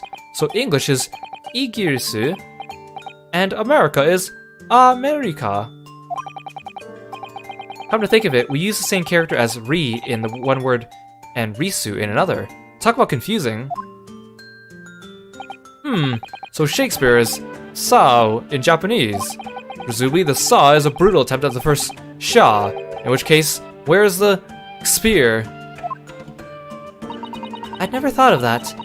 We only have the O left. Which could, even in the most charitable interpretation, only be a brutal attempt at old man. It seems to me that whoever had the job of deciding on the characters for his name got bored very early on. Complete kanji character catastrophe! And so then, on to the burning question, what about me? How do you write my name? Oh gosh, when I was growing up being like Asian, you get all the people that would be like, usually Caucasian people, they'll be like, oh Hugh, what's my name in your language? And stuff like that. And anyone who knows, a language other than English knows it doesn't always really work that way, especially when it comes to names, especially for languages that use like a symbol system instead of a letter system. Translation is a little bit different, and you can't just, assign someone a name all the time. I mean, obviously in Japanese you have like katakana, which you can use to give the phonetics of a name, but it's not quite the same thing. Sorry? Herlock Sholmes, my dear fellow. There must be a Japanese character for my name. Oh dear. I am sorry, Mr. Sholmes, but none exists I'm aware of. What? Am I really nothing to you, Japanese? In that case, it is a matter of paramount importance. You must construct my name in kanji at once. We use a kanji that's pronounced so to start with, and then use one more to give... So, perhaps? I think that would be about right, Mr. Sholmes. But that's almost the same as Sao, isn't it? Well, yes, you employed the dreaded O. I don't want people to confuse me with an old man who died centuries ago. I'm sure the world's greatest literary figure would rather not be confused with you either. Well, The world's greatest detective is still youthful and full of vigor. So how about... so handsome? Oh yes, that sounds wonderful. I'm sure everyone will be calling you that 100 years from now. How could she say that with a straight face? Little did he know that Sherlock Holmes, everyone will be calling him Herlock Sholmes 100 years from now because of copyright. What about me then, Iris? Perhaps I, Hime, since the second character doesn't seem to matter. I, Hime. Oh yes, Princess of Love. That's an adorable name for you, Iris.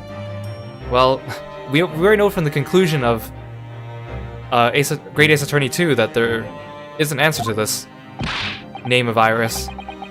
Stop, please! With a name like that, Mr. Mori is likely to turn up any moment and rashly declare, I love you! This Mori-san has become quite a character in Soseki-san's mind. And you, Mr. Naruhodo? Might I venture into Kiro Bozu, as a fitting name for you, as in the Dark Monk. Oh, that's very good. Describes you perfectly, Reno. So you think I'll be wearing this black varsity uniform for the rest of my days, do you? Well, I mean, he is wearing his school uniform during both games, even though he's no longer at his university. But Mr. Naruhodo already has a Japanese name. I don't believe he needs another. Well, anyway, we were talking about your life here in London, weren't we, Mr. Natsume? You should just get out and have fun. Oh, the landlady has said as much to me too. Mrs. Garridab. But it wasn't fun at all. It was frightful. Whatever do you mean? A cycle incident. An incident on a bicycle? Well, yes, come to think of it.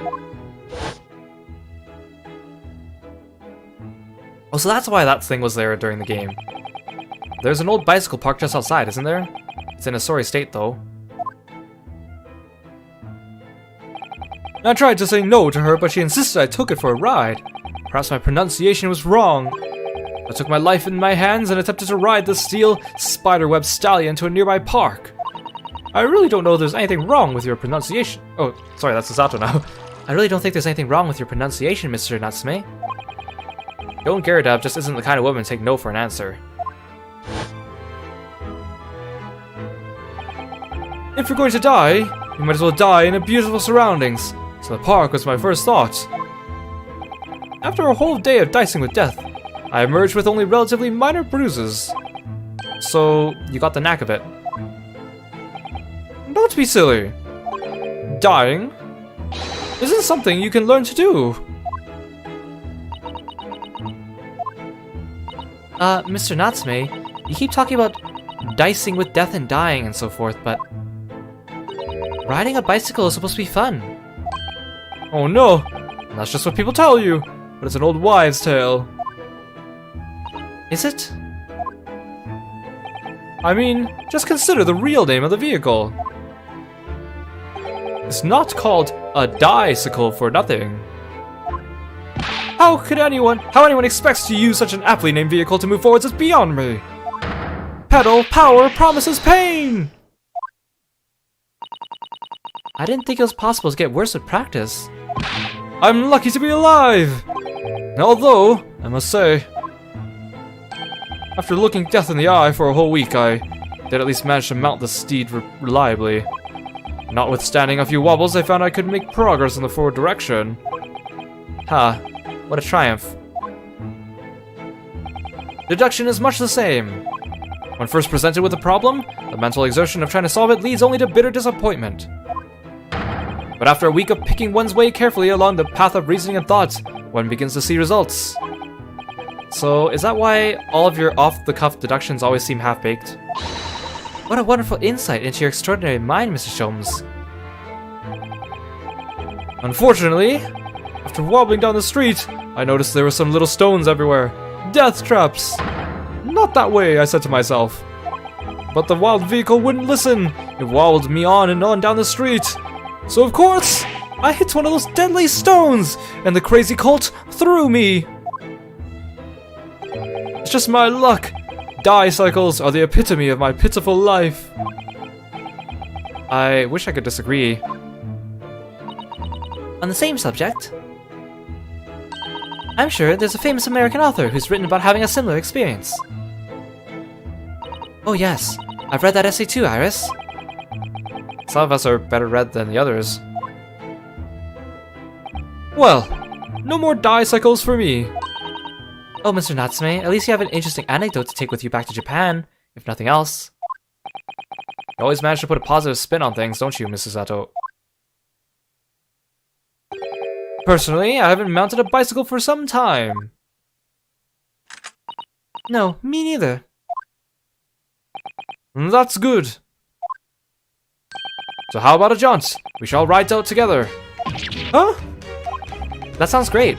I'll perch behind Mrs. Sato. But the sun is going down. It'll be pitch black before long. London street lamps are very bright, you know, and the fog isn't too thick today. And my beloved ride is all bent out of shape. My dear fellow, if you're bound to topple the vehicle anyway, it's fitting that it's already been bent out of shape. It's settled then.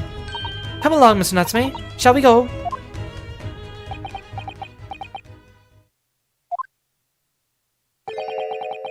Skiga kire desu ne. Don't tell me that's his translation of no thank you as well. Indeed, Mr. Natsume, the moon is at its most beautiful at precisely this time in the evening. Oh. We're not Japanese. You can't beat around the bush with us. What a weird and wonderful world!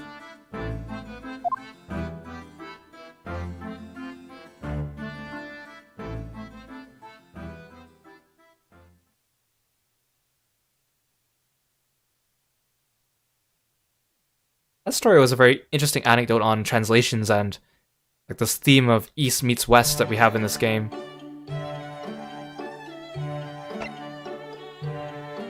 Okay, the next one. Episode 7, On Briar Road. A chilling escapade about a shilling's escape from the clutches of Rolly and Pat Beat, who'd only just found it on the street. Gina the pickpocket is the obvious suspect, but Ryunosuke, Sholmes, and Iris happen to be passing, and the plot quickly thickens. You know, the thing I really like about these episodes is that, you know, during the game, they arrive in London for Case 3, and then Case 4 happens almost immediately after. Then there's a big gap until Case 5. So even though they've been there for half a year or whatnot, it doesn't feel like it because we have only been there for half of the game. So these kind of fill in all those empty spaces too and give us little fun insights. But I can see why they're like optional episodes too because they don't add anything to the plot. Hey, welcome to the stream. We're going through these extra skits that are found in the bonus content of the game.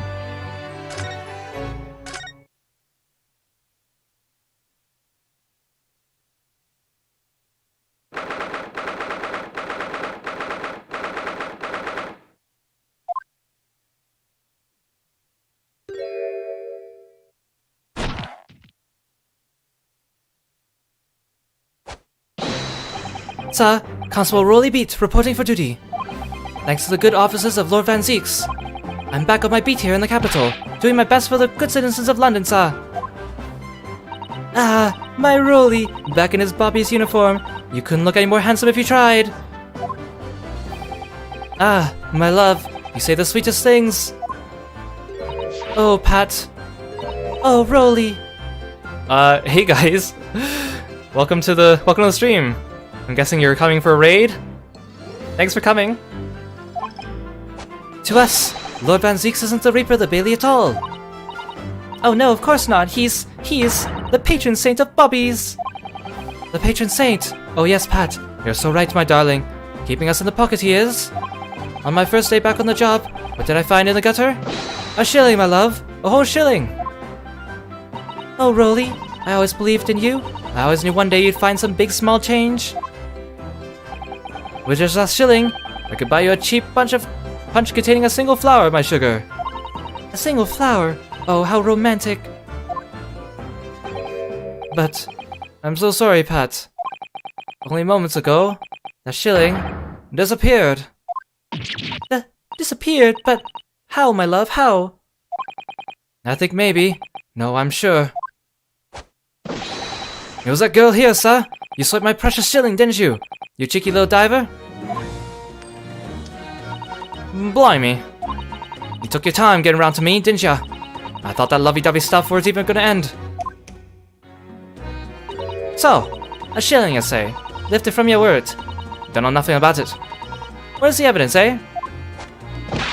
Right there, the evidence is dancing around on the back of your hand, young lady.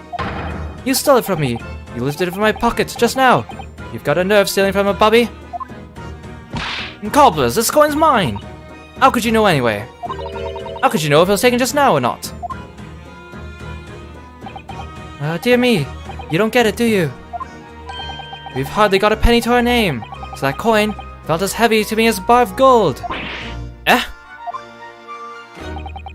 I'm telling you, the moment it left my pocket, I knew. I felt myself get a good pound's lighter. Ah! Yep, that coin has got my blood, sweat, and tears all over it.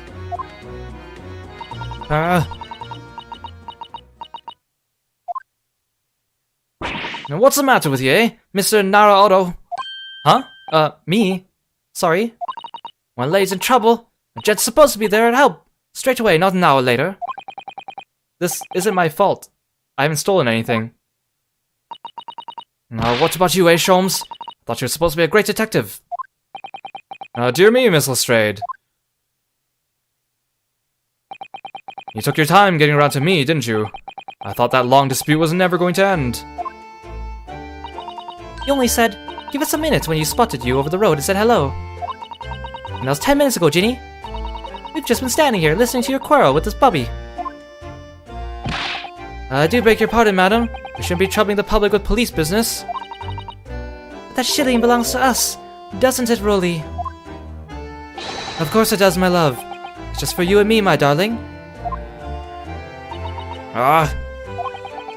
This was just supposed to be a nice stroll with Iris and Mr. Sholmes before afternoon tea. Why do we have to run into another fiasco on Briar Road? I don't really see how we could be of any help, Gina. There's no way of knowing who the coin really belongs to if it was just dropped in the gutter. I wouldn't be so sure of that, Runo. What? I have a feeling I might know the answer to the question of whose coin that is. Ah, my bright young fellow lodger. Let us hear your deduction. Well, there's actually a reason why I suggested a stroll down Briar Road. Oh, what reason? You see, I was here yesterday and, well, I dropped a little something. So I wanted to come and look for it, while enjoying an afternoon stroll. Wait, you dropped something? You don't mean... It was the pocket money that Hurley gave me. What's this, Iris? You dropped that, did you? I'm sorry. I went to the market on Lime Street yesterday to pick up some herbs, you see. But on the way, I must have dropped it. The 1 shilling coin you gave me. Oh! Ah! A 1 bob bit! A 1 bob bit! Yes, and when I thought back over the route I took, I realized I must have dropped it here. Constable, you haven't seen it, have you? It's all my pocket money. Now it's gone. Oh, look at Rolly. Oh, he's so cute and innocent. He wants it, but also he wants to do the right thing. Well, I'm afraid I don't know anything about that, young lady. What rotten luck? Dropping your money like that? Sorry. I dare say the constable and his companion could give you a run for your money with their wide eyes. If it's all the same to you, Mr. Sholmes, I think I'd prefer not to be used as a yardstick for looking guilty. Well, there's stuff really in it, Iris. You dropped it, so it ain't yours anymore. Anyway, you know what they say, what goes around comes around, so don't feel bad. Bad luck, Iris. Doesn't look like you're gonna get your coin back. Oh, I can't believe I lost it. And straight after Hurley gave it to me as well. Yes, regrettably indeed. I seem to recall that particular coin was rather significant. What do you mean, significant? To be specific, it was especially significant to you, Runo. Significant to me? Ah, you don't mean... It was a coin from last night's wager? The very same, my dear fellow. What's this then? What wager? It was a game of poker. A duel between Hurley and Runo. Poker? What, that tricky card game, you mean? As a lawyer, I have the perfect poker face. You'll never be able to tell what I'm thinking, said he.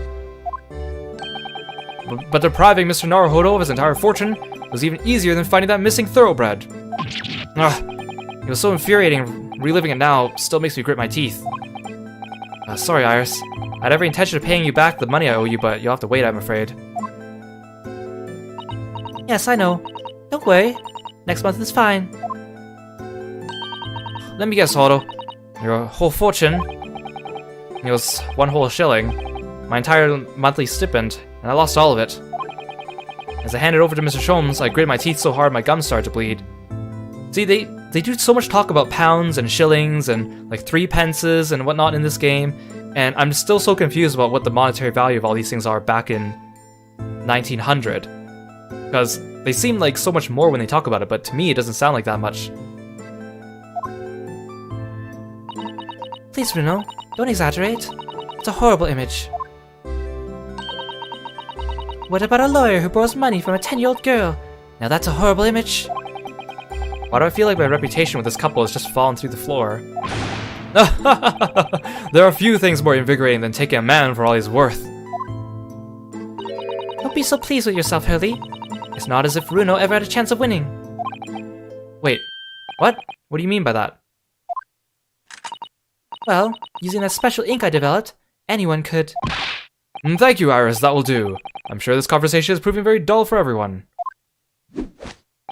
What's done is done. The game's over now. There's no point in crying over spilt milk. Special ink, you say? Well, sir, that does sound sort of risky business right up my alley. Oh, Rolly, I love your dauntless spirit. You laugh in the face of danger. Come on then, Iris, spill it. What's a special ink about, eh? Ah, well, it's what's sometimes called invisible ink. All you have to do is write the suit and number on the reverse side of every card. With the aid of some special glasses, the whole game is laid bare to you. Wait, you were wearing glasses last night, weren't you, Mr. Sholmes? He was playing the entire poker game like that, wearing his goggles. He said something along the lines of, "My eyesight appears to have suddenly worsened." And the moment you failed to question that as odd was the moment I knew I had won the game. Mind games, was it? Trying to throw me off with your eccentric ways?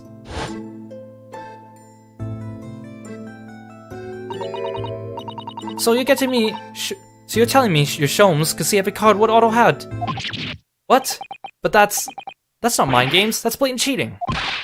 My dear fellow, what an accusation. Would you honestly consider me a cheat? Please, I prefer trickster. Whatever you call it, the game doesn't count now. Understand, Mr. Sholmes?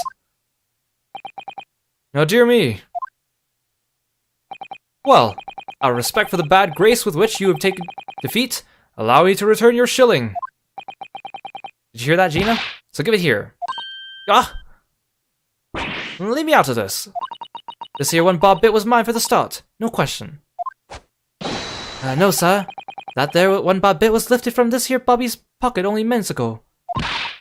So you keep saying? Come on then. Where's the evidence? Huh?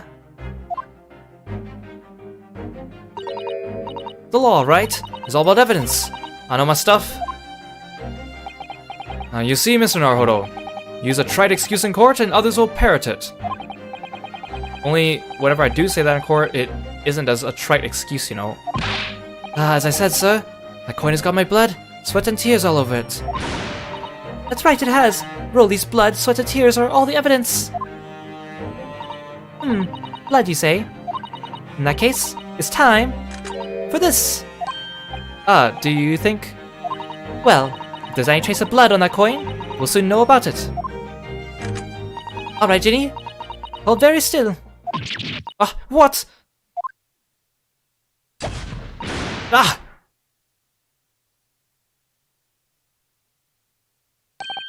Look at that. See there on the coin? It's clearly changed color. In other words, there is blood on this coin. Once again, as I said, sir, that'll be my blood, sweat and tear.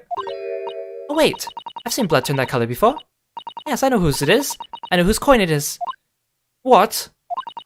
The rightful owner of this bloodstained shilling is... Runo! Huh? Me? And from the appearance of the blood, I would say it is quite fresh, left within the last 24 hours. Within the... then in that case... So, this is a coin, what Sholmes said off auto last night in the poker game. Oh, Runo, do you mean you really didn't make your gums bleed? I told you, I was so infuriated to lose, I had to grit my teeth as I handed over the money. Blimey, you're as hot as me by the sound of it. I thought you had a proper job. Come on, Gina, just hand it over, would you? The shilling, it's rightfully mine. Fine, alright then. Just stop your bleeding staring.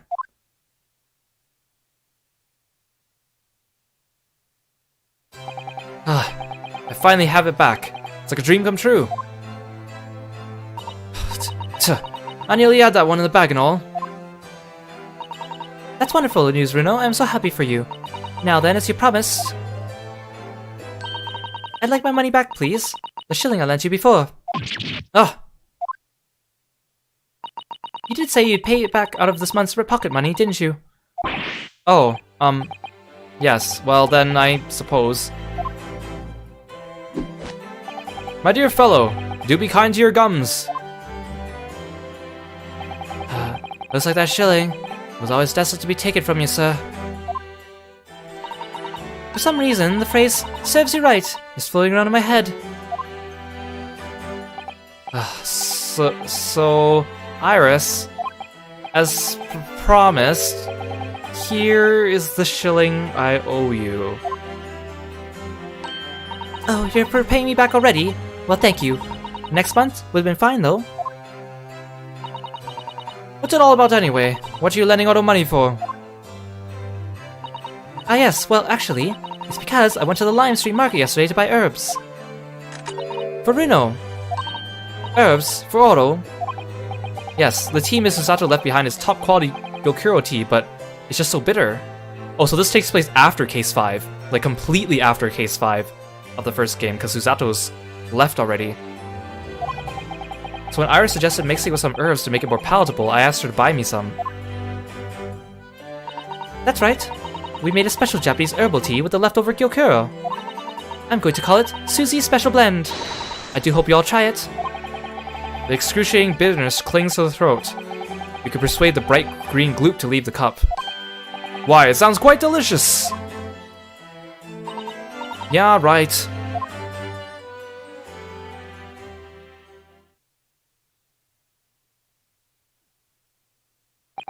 Well, it would appear this shilling's brief adventures are now at an end. Adventures? You must agree, my dear fellow, that the coin has made a considerable journey since last night. Let's see. Originally, it was a coin I was supposed to give to Iris to pay for her herbs. Then, in our poker duel last night, it passed to you, Mr. Sholmes, who gave it to Iris as spending money. But then I dropped it here sometime yesterday. Then my beloved Rolly found it a little while ago and picked it up. Before it was lifted from my pocket by this here diver. I then used my favorite gun to show the blood that I was on it. And let slip about Sholmes' little scam in his card game last night. The annulment of which resulted in the coin returning to the ownership of Mr. Naruhodo, allowing me to pay Iris the money I owed her after all, for the herbs she bought in order to make Susie's special blend tea. And now, after that, the coin is resting safely in my pocket.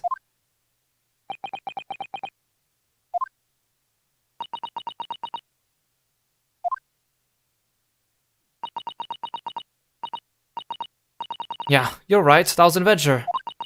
But what are you supposed to take away from it, eh? That this 1 shilling coin belongs to Iris and Iris alone, I think.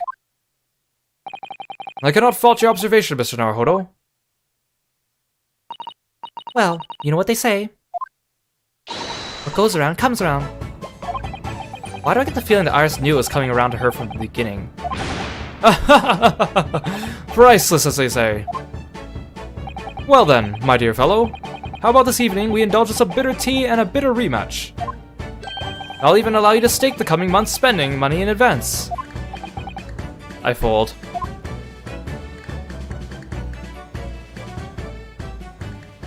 That was a bit of an adventure. I wasn't expecting that. So yeah, again, these episodes are nice to fill in all the empty time that passes between some of the cases. Fun little side things. Okay, the last one. Episode 8, In the Bailey. This escapade takes place in the Old Bailey courtroom, where the defendant is none other than Sholmes himself, and the charge is the most mysterious murder. Ryunosuke naturally advocates for the defense against the unflappable Reaper, or Van Zeeks, but Sholmes' testimony calls the true culprit of the crime into question.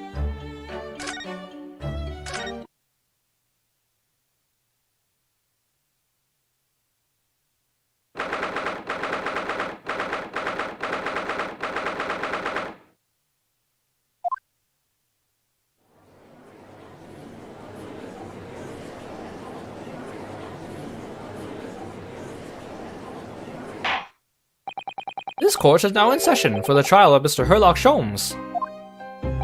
This is a most extraordinary case of murder. Counsels, I assume I may proceed. Yes, my lord. The defense is ready.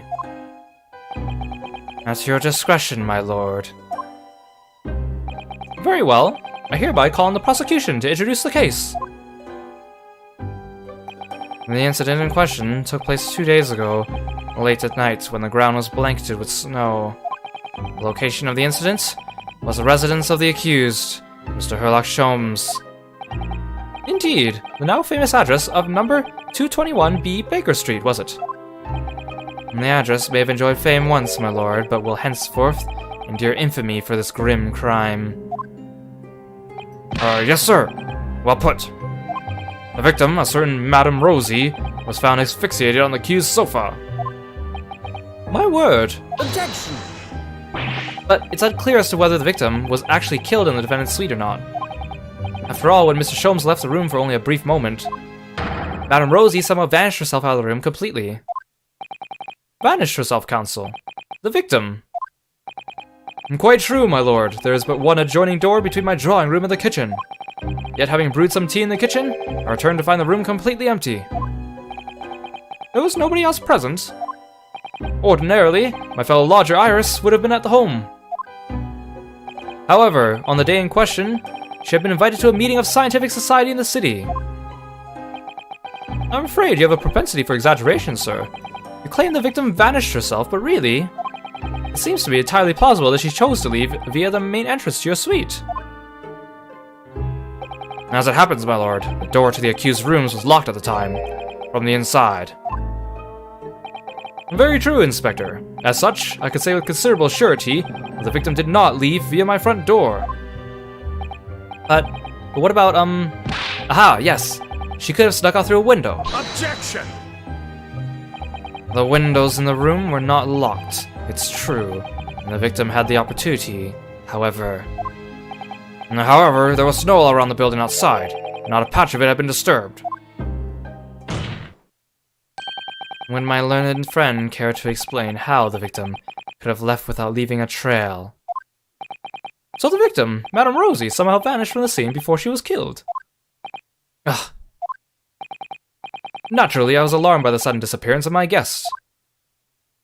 So I summoned this gentleman who resides in the attic room above my own. We took a cab to Scotland Yard.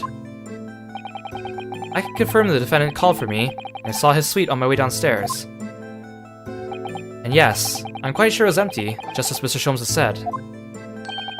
When we reached the yard, this very detective happened to be there. Well, yes, you see, I was just in my office for a while, having got back from some, important business. And then, having explained the situation to the inspector, we traveled back to Baker Street together. At the time, there were no footprints of the snow around the building other than the ones we made. Do I take it then, counsel, that you personally witnessed the scene where the incident took place? No, my lord. I went straight to bed in my own room in the attic. Inspector Gregson, however, was met with a most blood-curdling sight. On Mr. Sholmes' sofa, the vanished Madame Rosie, motionless. So the victim was already dead when you discovered her, Inspector? No, my lord. Not dead. But not far from it. She mustered all her remaining strength to say these dying words. That rotter, Sholmes, will be the death of me. Ah, yes, I overheard that remark at the time too, delivered in a rasping voice full of malice. No. Those words indeed proved to be her last. The victim expired moments later there on the sofa. The cause of death was identified as damage to the respiratory tract as a result of strangulation.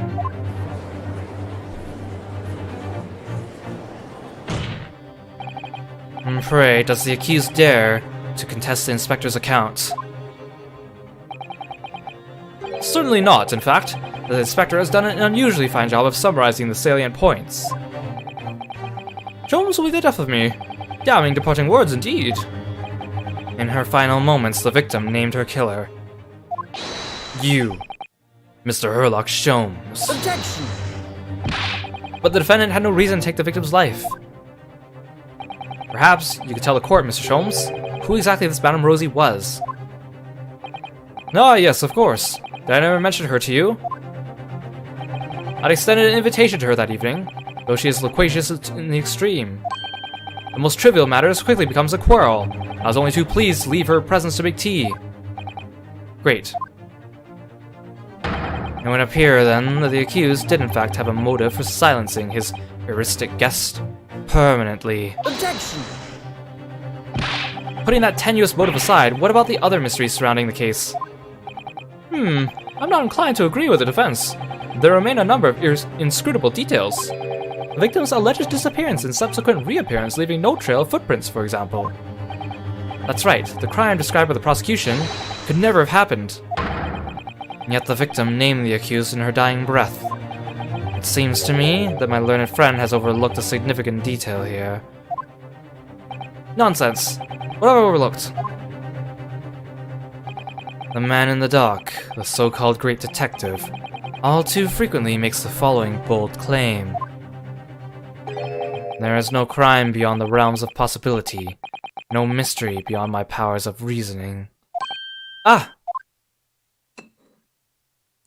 So, Mr. Sholmes, will have no difficulty in explaining how the crime, thus described, could have taken place. Therefore, I propose a toast to the great detective upholding his name.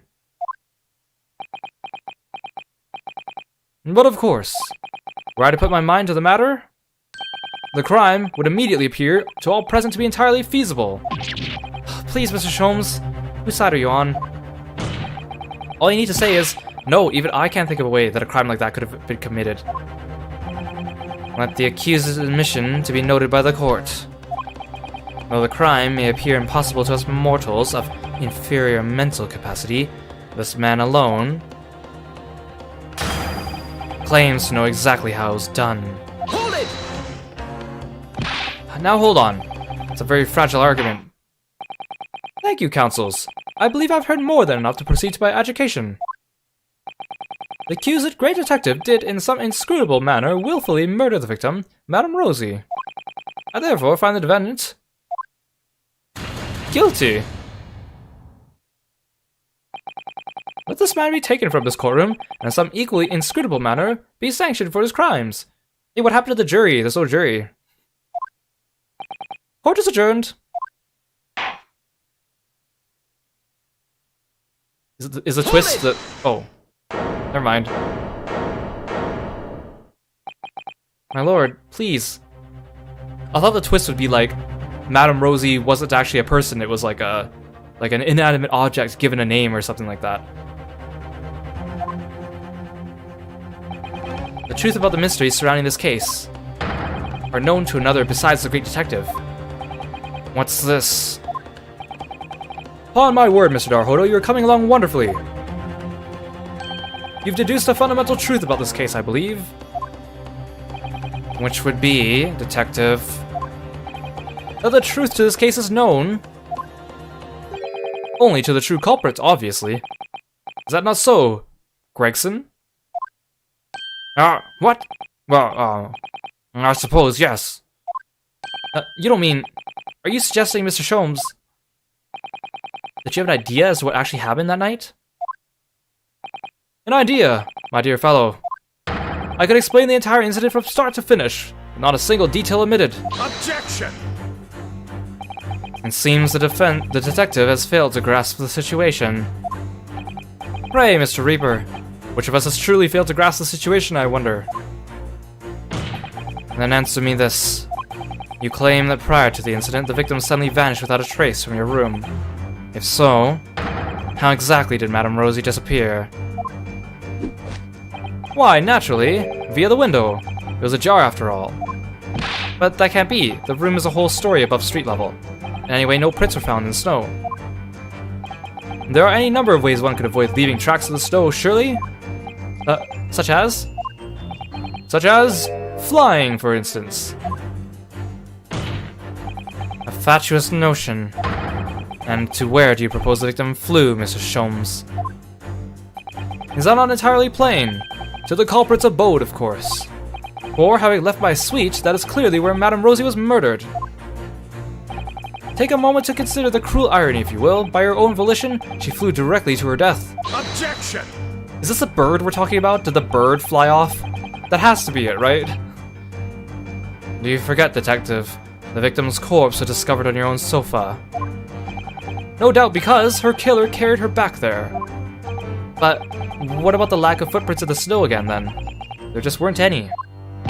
Other than our own, from when we returned home ourselves. If by our footprints you meant our own and your own and mine, you are quite right. But there were those of another. On the night in question, there was one other person who could have conveyed the victim to my sofa. What? Good gracious, to whom do you refer, sir? A man whose somewhat unveiling presence at the scene of the crime would be questioned by no one. Unavailing? You don't mean... Indeed I do. A man who hastened to the scene directly upon learning of the incident in Scotland Yard, namely... You, Inspector Gregson. When you arrived at my address on Baker Street, you were carrying the half-dead Madame Rosie with you. You waited for a suitable opportunity, and then laid the victim on my sofa. You did what? Objection! But we were with the inspector when he arrived. How could he possibly have carrying the victim? We would have noticed. My dear fellow, the most obvious answer presents itself, does it not? The inspector is rarely, if ever, without his overcoat. The victim was simply conveyed in one of its many pockets. Yeah, so it's not a person we're talking about.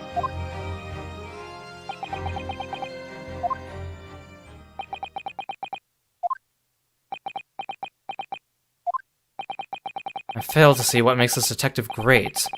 But I can say one thing with great certainty. A human body cannot fit into the pocket of an overcoat. I believe you all have fallen foul of a rather significant misapprehension. What? Madame Rosie was not a human. Yeah, you think Van Zeeks, would take on a case, he'd have all the case files and the autopsy report ready? I mean, obviously this is just a fun joke episode, but still. I beg your pardon. Mr. Sholmes? Yes, Mr. Naruhodo, something troubles you perhaps.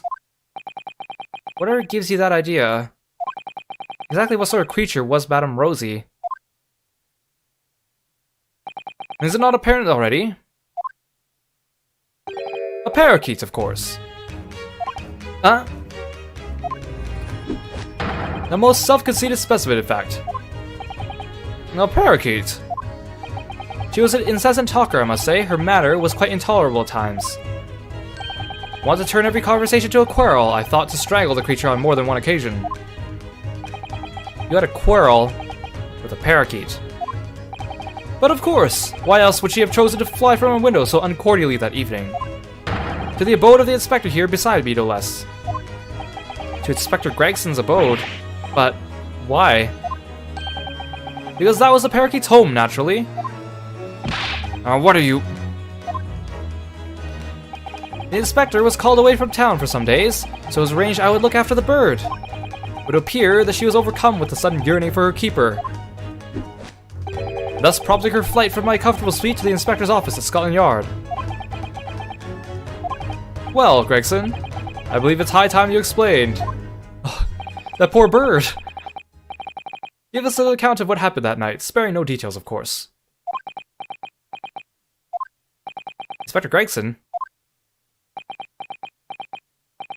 It was an accident. I got back from being away that evening, you see? I just walked in through the door of my office. I never imagined Madame Rosie would be on her way back to the yard as well. Oh no, did he slam the door on her or something? I slammed the door shut behind me, just as she was trying to fly through it. Oh no, no, Madame Rosie. So Madame Rosie, she got sandwiched between the door and the frame and fell to the floor. Never to move again, because of me. Well, I never. I had to do something, and just when I was trying to think of a plan, you fellows arrived talking about some incident at Baker Street. Ah! I had to hide Madame Rosie in a hurry, so I stuffed her in my coat pocket and got in the cab with a pair of you.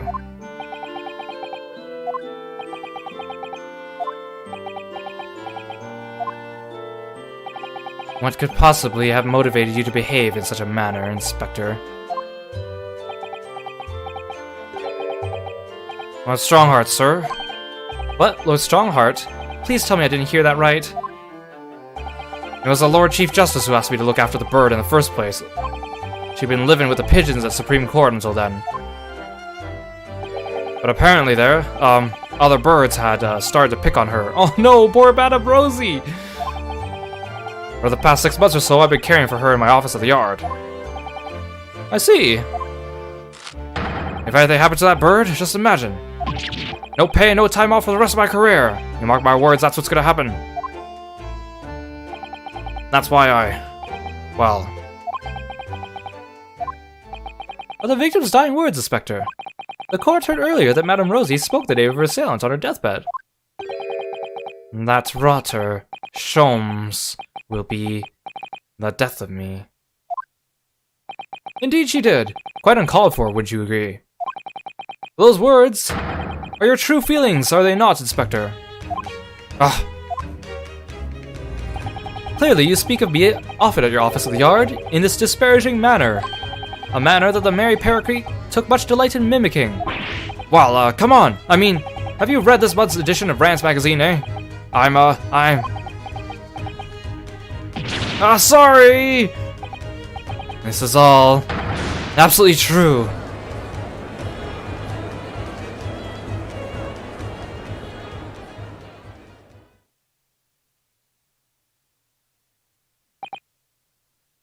He does not look pleased at all.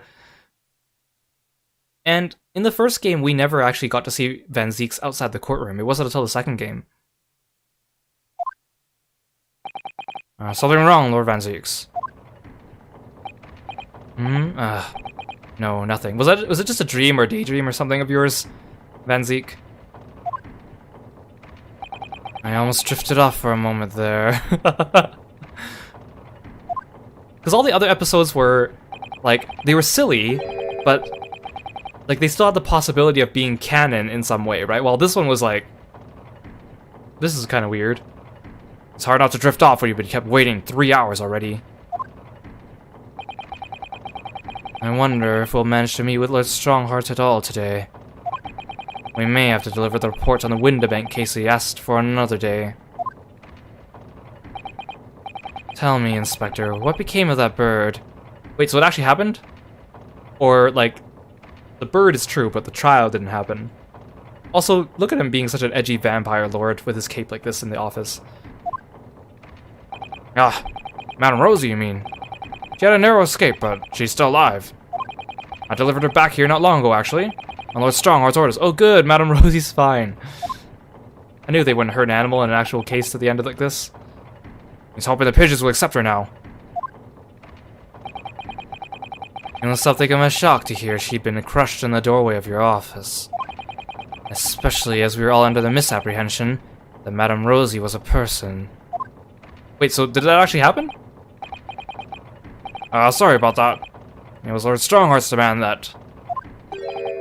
Oh good, you're here. I apologize for my tardiness.